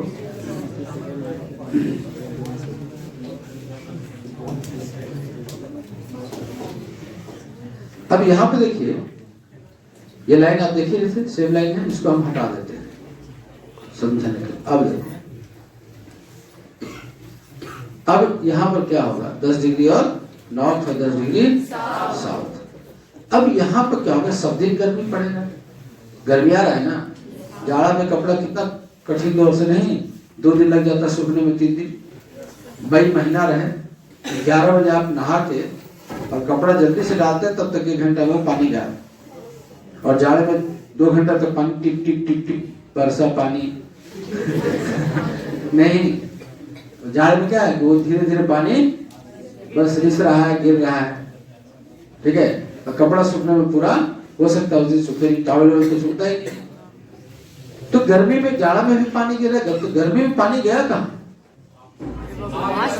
जाड़ा तो पानी गिर के फैला हुआ रहता है, 3-4 अगर कपड़ा कर दिए तो फैला हुआ भी रहेगा, तो पानी गया कहाँ, बोलो बोलो नहीं, समझ गए। तो पानी क्या हुआ, कुछ पानी ऑब्जर्व किया और पानी भी गिरा, तो उसमें से वाटर वेपर बन के उड़ गया, कुछ कपड़ा से डायरेक्ट उड़ गया, कुछ नीचे गिरा, वो भी उड़ गया। तो गर्मी में लाखों कपड़ा अगर लोगों ने धो के डाला, 2 घंटा में पानी वाटर वेपर बन के डायरेक्ट आपके आंख के सामने से उड़ जा रहा है। छत पर बाल्टी गिरा है, गर्मी छत गर्म था, तुरंत उड़ गया, हीट था, वाटर वेपर बन के उड़ गया। क्लियर है। तो यहाँ पर वही चीज है, प्रकृति। अभी मैप देखे थे, चारों तरफ समुद्र था, तो सारे समुद्र से पानी इस एरिया पर क्या हो रहा है, इस एरिया में जितना वाटर वेपर बनेगा है ना, उससे कई गुना यहाँ बनेगा, और वाटर वेपर बन के आसमान में जा रहा है, सारे समुद्र से, सारे नदियों से, पेड़ पौधा से। हम लोग पानी पीते हैं गर्मी में, तुरंत प्यास लग जाता है, जाड़ा में 1 गिलास पानी से कम चलता है। तो हमारे भी स्किन में जितने छिद्र, उससे भी वाटर वेपर बन रहा है, सारे पशु से, सारे लाखों करोड़ों पेड़ पौधे से, जीव जंतु से, हर तरह से आपको जलवाष्प बन रहा है, दिन भर बन रहा है, वो रखेगा कहाँ, आसमान। और वाटर वेपर इसलिए बन रहा है कि वायुमंडल में, एटमॉस्फेयर में क्या है, टेम्परेचर ज्यादा है, नीचे भी टेम्परेचर है, ऊपर कम है। नीचे से इतना ज्यादा गर्म हुआ कि गर्म होकर मॉलिक्यूल टूटे, हल्की हो गई गैस, गैसेस फॉर्म में आ गया, और गैस तो हल्की होती है, और वो सीधे आसमान में चला गया। वो इसलिए गैस फॉर्म है कि टेम्परेचर है, गैस फॉर्म से अगर आपको लिक्विड फॉर्म से गैस फॉर्म में ट्रांसफर हो रहा है, उसका एकमात्र रीजन क्या है, टेम्परेचर। अब टेम्परेचर ज्यादा था इसलिए वो लिक्विड से गैस फॉर्म में ऊपर जा रहा है, जैसे ऊपर टेम्परेचर कम मिलेगा, फिर गैस फॉर्म से क्या हो जाएगा, लिक्विड फॉर्म में आ जाएगा, ये सर्किल बनेगा। तो इस रीजन में दिन में टेम्परेचर बहुत ज्यादा है, 30 डिग्री 32 डिग्री, कहीं 35 डिग्री, तो दिन भर क्या हुआ, वाटर वेपर बना। और सनसेट का समय क्या होता है, 3 बजे से शुरू होने लगता है। अब 3 बजे से सूर्य क्या होता है ना, अब सूर्यास्त होने लगा, तो धीरे धीरे टेम्परेचर क्या हो गया। अब वाटर वेपर तो तभी तक है जब उसको हीट मिल रहा है, और जैसे हीट कम होगा, वो क्या होगा, उसका गैसेस फॉर्म से क्या होगा, ऊपर डस्ट में बादल बन रहा था, और जैसे 3 बजे हुआ, 3, 3:30, 4 बजे तक झमाझम, तो प्रतिदिन वाटर वेपर बन रहा है, तो प्रतिदिन बारिश होगी। तो डेली रेनी सीजन कहाँ पाया जाएगा, सालों भर बारिश होगी। क्या होगी, प्रतिदिन बारिश होगी। तो यहाँ के जो लोग रहते होंगे, पानी पानी हो जाता है नहीं, हम लोग घर में कैसे पानी का किच किच किच लगता है, तो यहाँ सालों भर पानी। और जब पानी होगा पृथ्वी पर, जब पानी पड़ेगा, डेली मूसलाधार पानी, भयानक, सीधी एकदम लाइन नदी ही बह रही है, इसलिए इस एरिया में आपको वाटरफॉल खूब मिलेंगे ना, वाटरफॉल खूब मिलेंगे, झरना तरना, बड़ी बड़ी नदियां। अमेजन नदी विश्व की सबसे, मतलब पानी बहाव के क्षेत्र में सबसे बड़ी नदी है। जब अमेजन नदी समुद्र में जब गिरती है ना, तो उसकी चौड़ाई जानते हो कितना हो जाता है, 100 किलोमीटर। यहाँ से पटना तक अमेजन नदी चौड़ी है, ठीक है ना, यहाँ से पटना तक छोड़ नहीं मिलेगा। इतना पानी उसमें हो जाता है। 2000 नदियां उसमें अपना पानी गिराती हैं, क्योंकि अमेजन के पास जितने नदियां हैं सब में पानी आ रहा है, और सबकी ढलान किधर है? अमेजन की। तो 2000 सहायक नदियां, सबसे ज्यादा विश्व में किसी पर सहायक नदी है तो अमेजन में। और जब समुद्र में गिरती है तो समुद्र के पानी को 30-35 किलोमीटर पीछे धकेल देती है, इतना पानी गिरता है ना। और जहां पर गिरेंगे मीठे पानी की, तो समुद्र का पानी का वहां पर लवणता क्या होता है? कम, मतलब कम हो जाता है, सैलिनिटी समुद्र की कम जाती है। तो जहां भी समुद्र, इसलिए वहां पर तो थोड़ा मीठा पानी, मतलब मीठा तो नहीं हो पाएगा लेकिन थोड़ी मीठा, मतलब खारा कम होगा तो मछली वहां पाया जाएगा, तो फिशिंग भी खूब होगा। इसलिए विक्टोरिया झील से नील नदी निकलते पूरे रेगिस्तान में होकर बहती है नील नदी। लेकिन चूंकि विक्टोरिया झील से निकलती है अफ्रीका में, और विक्टोरिया झील कहाँ है? इक्वेटर लाइन पर। तो विक्टोरिया झील में डेली पानी मिलता है, तो निकलते रहो नदी में पानी, चाहे वो रेगिस्तान में जाए चाहे खाई में जाए, पानी तो जाएगा ही। इसे पूछता है कि विक्टोरिया झील, नील नदी रेगिस्तान, अफ्रीका के रेगिस्तान से होकर बहती है, फिर भी सालों भर पानी रहता है, जबकि नदी के बाएं दाएं पानी एक बूंद नहीं है। ऐसा क्या कारण है? तो इसलिए कि नील नदी का जहाँ ओरिजिन है वो विक्टोरिया झील है अफ्रीका में, और विक्टोरिया झील कहाँ है? इक्वेटर लाइन पर। इक्वेटर लाइन पर डेली बारिश, तो इसलिए पानी का सोर्स। तो इसलिए इक्वेटोरियल जोन से 2 जगह की नदियां सालों भर पानी लेके बहेंगी। एक नदी वो है जो ग्लेशियर से निकलती है, हिमालय से, सालों भर, गंगा, यमुना, सतलज, झेलम, चिनाब, रावी, ब्यास, है ना, सब गंडक, कोसी, सब ग्लेशियर पिघल रहे हैं। और एक नदियां जो है जो इक्वेटोरियल जोन से, वहां डेली बारिश है, समझ रहे कि नहीं? तो सालों भर पानी। तो सब्जेक्ट को, टॉपिक को बांध के थोड़ी पढ़ सकते है ना। आप किताब से पढ़ लीजिएगा नहीं, सेट से पढ़ लीजिएगा नहीं, टॉपिक से पढ़ लीजिएगा, खुद से पढ़ लीजिएगा, डाइवर्सिटी देख रहे हो ना। इसलिए आप लोग जो घर बैठ के ग्रुपिंग के माध्यम से या अपने प्रयास के माध्यम से जो पढ़ने का प्रयास करते हैं, 10-20 हजार बचाने के चक्कर में पूरा जिंदगी और दांव पर लगा देते हैं। आपको चाहिए मोर एंड मोर, जितना भी कैपेसिटी, ट्यूशन पढ़ा के, कोचिंग करके, स्कूल पढ़ा के, आपको रिसोर्सेज एवरीवेयर। आप घर में लॉक करके बंद रखिए, कोई रिसोर्सेज नहीं। पापा मम्मी को पैसा नहीं जाए ना, ठीक इंग्लिश में स्किल लेके छोटे स्कूल में देगा, 3000 देगा ना, कौन तुमको आगे साल में पढ़ना? अरे 8 महीने 10 महीने पढ़ा के कोई सब्सक्रिप्शन ले लो। अगर आप कैपेबल नहीं है तभी रिसोर्सेज आपके पास है। लेकिन हमारे इंडियन कल्चर में है ना, इंडियन कल्चर में सबसे ज्यादा अपने ऊपर न ध्यान देकर लोग क्या करते हैं, बगल वाला क्या कहेगा। ये जो इंडिया में ये कल्चर है, यूरोप में कोई मतलब नहीं, मुंबई महाराष्ट्र में कोई नहीं, बगल वाला क्या कहेगा। 10 साल बाद ही पढ़ाई जो देखते हैं ना, कलेक्टर बन जाते हैं। अरे कलेक्टर ना बन जाते ठीक है, लेकिन नहीं बनेगा तो उसका क्या घटेगा? बाल बच्चा को तो पढ़ा लेगा, उसको तो एजुकेशन अच्छा देगा, घर में कल्चर तो अच्छा होगा, मोरल वैल्यू तो बढ़ेगा, एजुकेशन वैल्यू तो बढ़ेगा। जो दर्द आप झेल रहे हैं आपको बच्चे तो नहीं कम से कम झेलेंगे ना। आपका समय निकल गया, आपको स्कूलिंग ठीक से नहीं हुआ, टीचर ठीक से नहीं मिले, पेरेंट्स की कमी था, आप तो समझ गए ना। तो कुछ लोगों का ऑब्जेक्टिव नेचर होता है, कह रहे कंपटीशन की तैयारी कर रहे हैं तो कह रहे पैसा दिए कोर्स, उसकी क्या फायदा? अरे फायदा है, जब आपका जब बच्चा जाएगा 6 में 7 में, जब उसको बुक से लेकर बैठिएगा, स्कूल में परफॉर्मेंस जाएगा, जब वहां से अवार्ड लेके आएगा, जब उसके टीचर रिस्पेक्ट से नाम लेंगे, तो उसका पक्ष कौन जानेगा? तो ये पढ़ाई जो होती है सब्जेक्टिव होती है। हो गया तो भी बढ़िया, नहीं हुआ तो और बढ़िया, और काम करेंगे, और ये कभी भी आपका साथ नहीं छोड़ेगा। आपको परिवार, फैमिली, वाइफ, आप पढ़िए, आपकी शादी होगी, उनको पढ़ाइए, घर बैठे पैसा बचाइए। बिहार में अब जरूरत है रेवोल्यूशन की, क्योंकि जो पेरेंट्स के ऊपर आप कंधा डाल के रहते थे कि पापा पैसा नहीं दे रहे, घर में पैसा नहीं है, वो जमाना गया। क्योंकि आजकल युग है, आजकल का मॉनेटरी इकोनॉमी है, सांस लेने में भी आने वाले टाइम में पैसा लोगे, पानी की बोतल लेने लगे ना, कुछ दिन में पीछे पानी की बोतल के साथ बैग में ऑक्सीजन सिलेंडर भी रहेगा, आप 2 घंटा ट्रेस कर लेते रहे। कई देश चाइना में है, लोग कुछ सिलेंडर भी लेके चल रहे हैं, और उनका एक जोन बना हुआ है, एक ब्रीदिंग जोन है, जहां पर एकदम 0 पॉल्यूशन, इस तरह से उसका भी पैसा लगता है। तो पानी का, हम लोग के जमाने में पानी पैसा ट्रेन से उतरे, चापाकल से बंद, क्योंकि पृथ्वी पॉल्यूशन नहीं था तो किसी तरह का पानी में दिक्कत नहीं था। अब तो सारा केमिकल, साबुन, दातुन से लेके, ब्रश से लेके 4000 करोड़ का टूथपेस्ट का हम लोग बिजनेस है सालाना, सब क्या है केमिकल में। तो यहाँ पर क्या हुआ इक्वेटर लाइन पे क्या हुआ कि बारिश क्या हो रही है आपको? इक्वेटर जोन पे बारिश क्या हो रही है बताइए।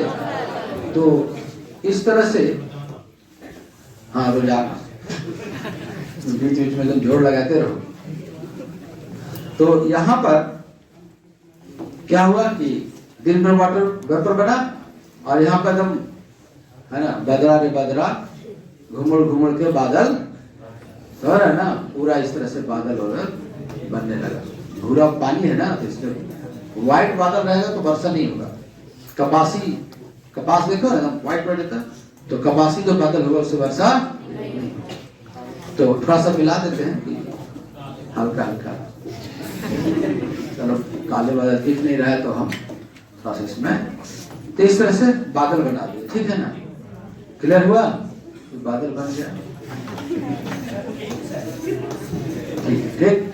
अब 3 बजे के बाद क्या होगा बताओ?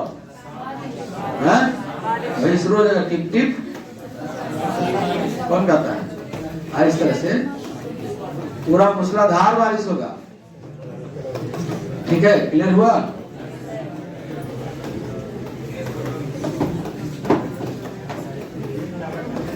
टप्पा टप्पा टप्पा टप्पा है ना, नहीं ये वाटर प्रूफ है, खराब कैसे? इस तरह से दोनों तरफ से बादल है। अब यहाँ जो सॉइल है ना, सॉइल क्या है? अग्नेय चट्टान से, अग्नेय चट्टान जो पृथ्वी बना इग्नियस रॉक्स, उसी का फिर इरोजन होते रहा है ना, और फिर प्रकृति पानी बारिश पेड़ पौधा से मिट्टी का परत बना। एक एलुवियल सॉइल दोमट मिट्टी बोलते हैं। यहाँ की जो सॉइल है इतना पानी पड़ेगा कि ऊपर वाला लेयर सॉइल का धुल गया। क्या हो गया? पूरा सॉइल का लेयर। अब यहाँ के सॉइल में आयरन मैग्नीशियम ये सब जो मिनरल्स है इसके ऊपर आ जाएंगे, इसलिए यहाँ पर लेटेराइट सॉइल मिलेगा। कौन सॉइल मिलेगा? तो लेटा लेटा के धोया, क्या बोलिए?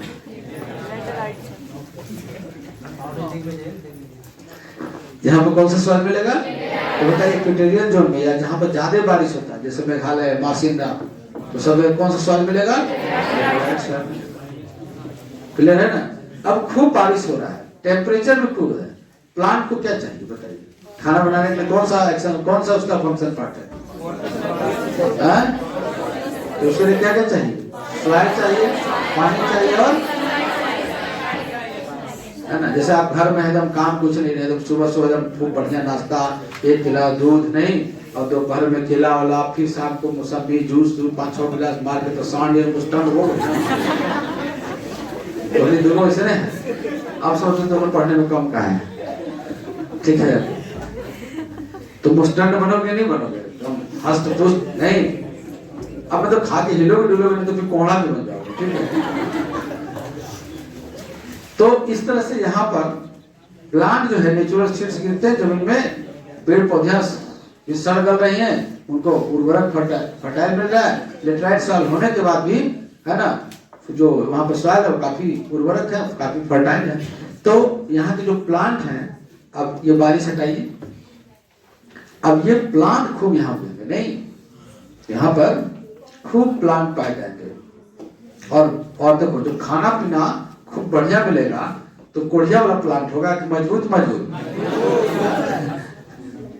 है ना, छोटा मोटा होगा पूरा लंबे लंबे प्लांट। तो जो जिसमें ताकत रहा है ना वो ज्यादा बड़ा होगा। तो इस तरह से कुछ प्लांट जो हैं काफी बड़े बड़े है ना, वो जगह हथियार लिए रंगदार, ये सब इक्वेटर लाइन के रंगदार प्लांट है ना। इस तरह से पूरा एकदम बड़ा बड़ा बन जाएगा ऐसे एकदम, ठीक है ना, इस तरह से पूरा, ठीक है, पूरा एकदम घना प्लांट बन जाएगा नहीं, इस तरह से। तो बड़े बड़े प्लांट, कैसे प्लांट बनेंगे बताइए? बड़े बड़े प्लांट, और इनमें ऊपर उठने का टेंडेंसी पाया जाएगा। इसलिए कभी कभी आप टीवी में देखते होंगे अमेज़न के जंगल, जो ऊपर से एरियल व्यू लेता है तो नीचे कुछ दिखता है, ग्राफी चैनल देखते होंगे ना, तो जैसे ऊपर अमेज़न के है ना, वो एनाकोंडा वाला में खूब दिखाता है, तो ऊपर से कैमरा मिलेगा तो कुछ नहीं, एक जमीन का कुछ भी नहीं, या इतना डेंस फॉरेस्ट है, इतना कि सूर्य की रोशनी कहीं तो जा ही नहीं पाती है नीचे। अब सूर्य की रोशनी नहीं जा पाएगी तो उनको भोजन नहीं मिलेगा, तो क्या करेंगे, जो प्लांट और ताकत और ऊपर उठने का, अब देखो कहना पता नहीं सूर्य के छू के आ जाएगा इसे नहीं तो लो। तो यहाँ के प्लांट काफी क्यूटेलाइन के काफी हैवी डेंस फॉरेस्ट मिलेंगे, काफी मतलब ऊंचे ऊंचे 120 फीट का है ना, महोगनी ये सब आपको बहुत सारा ठीक है ना पौधा मिलेगा, ठीक है ना। अभी बताएंगे कौन कौन सा प्लांट है। तो इस तरह से प्लांट, अब बेचारा जिन प्लांट को ताकत नहीं वो नीचे से काम चला लेगा, हम इतने में रहेंगे, सारे के नहीं तो बीचवा में रहेगा। अब कुछ और नहीं दी घुस के रहेगा, कुछ प्लांट को जगह नहीं दी यहीं पे घुसल रहेगा, चल हम तो नीचे कंधों के नीचे रहेंगे। अब जैसे वो है मान लो भीड़ में अगर हुआ तो 2 आदमी एक जगह में खड़ा हो सकता है, कहाँ गए तुम खड़ा हो 3-4 प्लांट यहाँ बताते, 3-4 लोग आप खड़ा होइए, खड़ा इधर। अब मान देखो, अब मान लो एक आदमी में अब यही हाथों खाली कर ले रहेगा तो यही खड़ा रहेगा, पिंटू तुम खड़ा हो तो ठीक बैठिए, इसको बोले पहुंच गए। अच्छा ठीक है, जाना तो जाओ। अब यहाँ पर अब बेचारा इस जगह कब्जा लिया। अब भाई भगवान कहे कि सब लोग रहो, तो कुछ ऐसे वनस्पति सुतल लगे, ऐसे छोटी मोटी झाड़ियां ऐसे से उठेगा अंदर पड़ जाएगा, ऐसे लेट लेट के रहेगा, तो कुछ खो में इस तरह से। अब इस तरह के तो सबसे ज्यादा प्लांट डाइवर्सिटी कहाँ होगी बताओ, 40% 60% डाइवर्सिटी यही है। अब इस तरह का प्लांट मिलेगा, ठीक है, तो इस तरह से प्लांट मिलेगा तो इसी में आपको क्या पाया जाएगा, सांप को पीछे घूमते रहना, सबसे नीचे वाला सांप रहेगा, बड़ा बड़ा पानी का क्षेत्र है तो एनाकोंडा भी पाया जाएगा, फिर सांप रहेगा, है ना, फिर तुम लोग भी मान लो इधर ही रहोगे, इसमें छोटा मोटा छिपकली रहेगा, है ना, फिर चूहा, ठीक है, इस तरह से नीचे वाले हाथी, फिर ग्राउंड पर रहने वाले आपको हाथी बड़े बड़े पाए जाएंगे, नहीं इस तरह से हाथी रहेगा, ऊंट, जिराफ, तो पत्तियां तोड़ तोड़ के बड़े बड़े भी जानवर रहेंगे। तो नीचे से लेके है ना पीछे छुछुंदर, तुम लोग नहीं बोल रहे हैं, छुछुंदर भी पाया जाएगा, केचुआ, अर्थवर्म सब पाया जाएगा, तो काफी लेवल सांप सब मिलेगा। फिर उसके बाद तो इस सब शाखा पर अंदर बंदर बैठे रहेगा, नहीं फिर थोड़ा सा ऊपर तोता, मैना, गौरैया और ताकतवर वाले ऊपर में इनको शिकार दूर तक ऊपर में कर बैठेंगे, चील, बाज, है ना, ये सब नीचे और सब तो इस तरह से रहेगा। तो सबसे ज्यादा जैव विविधता 10 डिग्री नॉर्थ से लेकर 10 डिग्री सर है ना, तो सबसे ज्यादा बायोडाइवर्सिटी कहाँ मिलेगी, इक्वेटोरियल जोन में। और जैसे जैसे लोअर लैटिट्यूड से हाई लैटिट्यूड निकल जाएंगे बायोडाइवर्सिटी क्या होगी, कमते जाएगी। क्यों, यहाँ पर तापमान कमते जाएगा, बारिश कमते जाएगी, पेड़ पौधे कमते जाएंगे, जीव जंतु कमते जाएंगे। तो जहां पर सबसे ज्यादा बायोडाइवर्सिटी पृथ्वी पाई जाती है उसको हॉट स्पॉट रीजन बोलते हैं। क्या बोलते हैं, तो हॉट स्पॉट सबसे ज्यादा कहाँ मिलेगा बताओ। इसी तरह का कैरेक्टर हमारे यहाँ थोड़ा सा ऊपर है, लेकिन मासी नाम मेघालय है ना, ऐसा है उसका कंडीशन बना हुआ कि तीनों तरफ से समुद्र से हवाएं आती है, डेली बारिश करती है 9 महीने 10 महीने। तो हमारे भारत का सबसे ज्यादा बायोडाइवर्सिटी इधर मेघालय वघालय सब त्रिपुरा मिजोरम में पाया जाता है। अंडमान निकोबार 0 डिग्री के पास है, तो अंडमान निकोबार में खूब जंगल है अंडमान निकोबार में।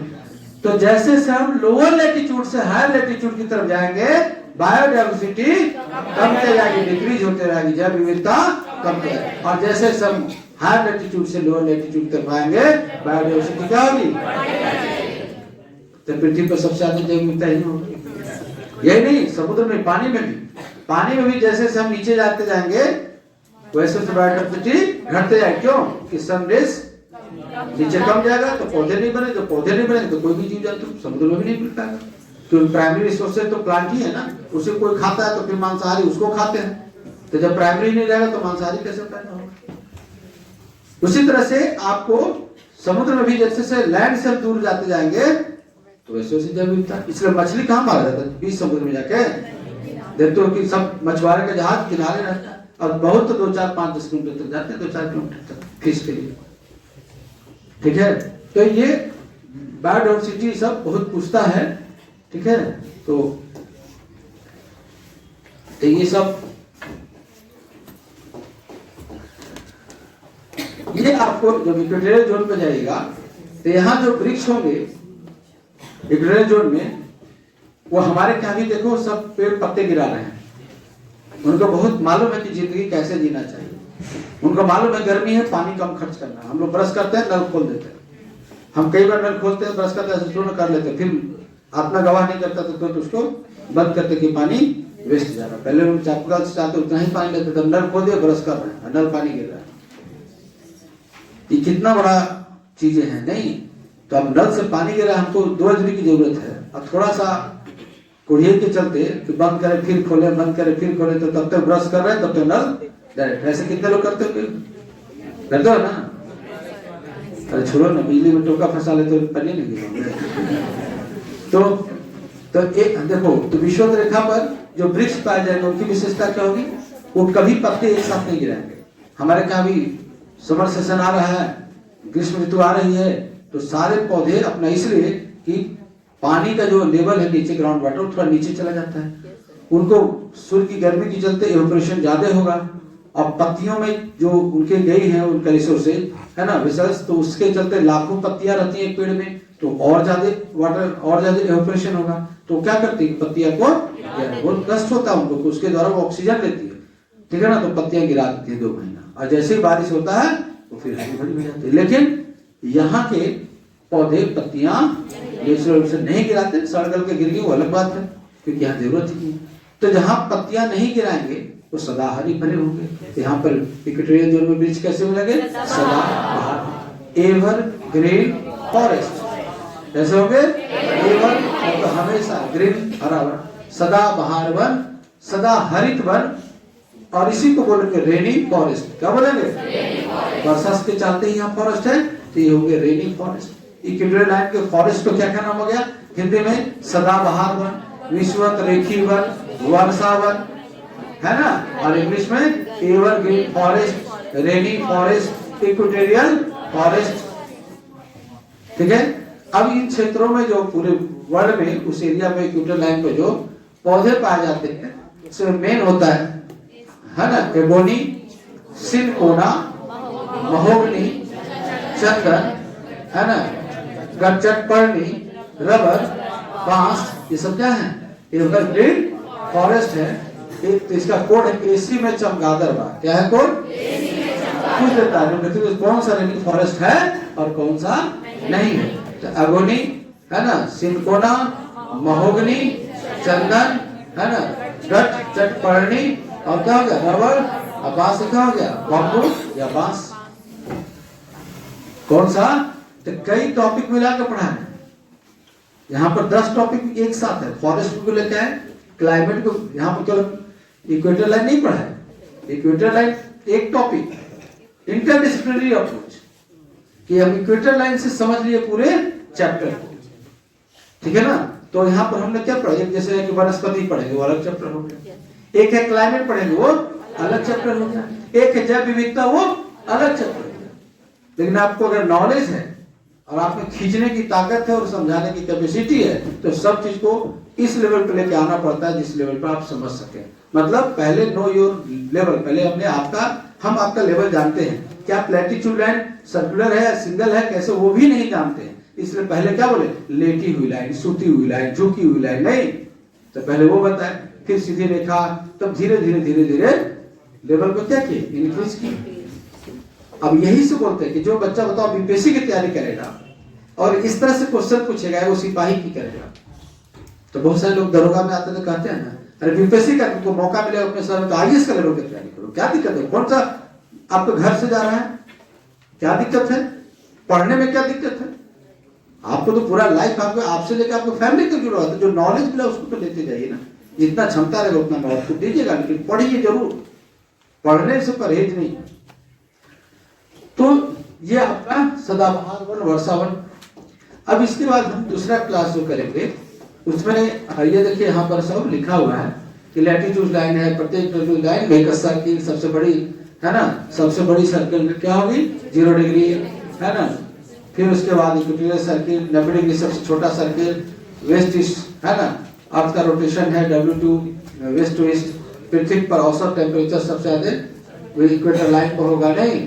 इस तरह जो भी पढ़ाए हैं, ठीक है। फिर स्ट्रेट लाइन होती है, पैरेलल लाइन होती है, बीच की दूरी बराबर होती है, लोअर लैटिट्यूड है ना, ये सब चीज है। वैसे वैसे अक्षांश रेखाओं की लंबाई कमते जाएगी, सबसे बड़ी लैटिट्यूड लाइन एक ही लाइन इसो है ना। अब कितना इजी हो गया। अब इसको बताएंगे 111। अब इसका अगला जो हमारा क्लास होगा वो zone arctic line, tropic of cancer, equator line, क्यों डिग्री अक्षांश है, इसको हम लोग फिर इसका वर्ल्ड का डिस्ट्रीब्यूशन बताएंगे, किस किस देखो इतने देशों से 0 डिग्री लाइन गुजरती है, तो उससे इंटरेस्ट बताएंगे। लेकिन सबसे बड़ी बात है फिर लॉन्गिट्यूड लाइन बताएंगे, देशांतर रेखा है ना। फिर दोनों लाइन को हम लैटिट्यूड लाइन 0 डिग्री, सारी क्या है लॉन्गिट्यूड लाइन, और इस तरह से दोनों लाइन एक दूसरे क्रॉस कर लिए लोकेशन बताने के लिए। और ये आपका फिर इसका आपको मैटर है, फिर ये सब एटलस में ये रहता है। ठीक है, चलिए, थैंक यू।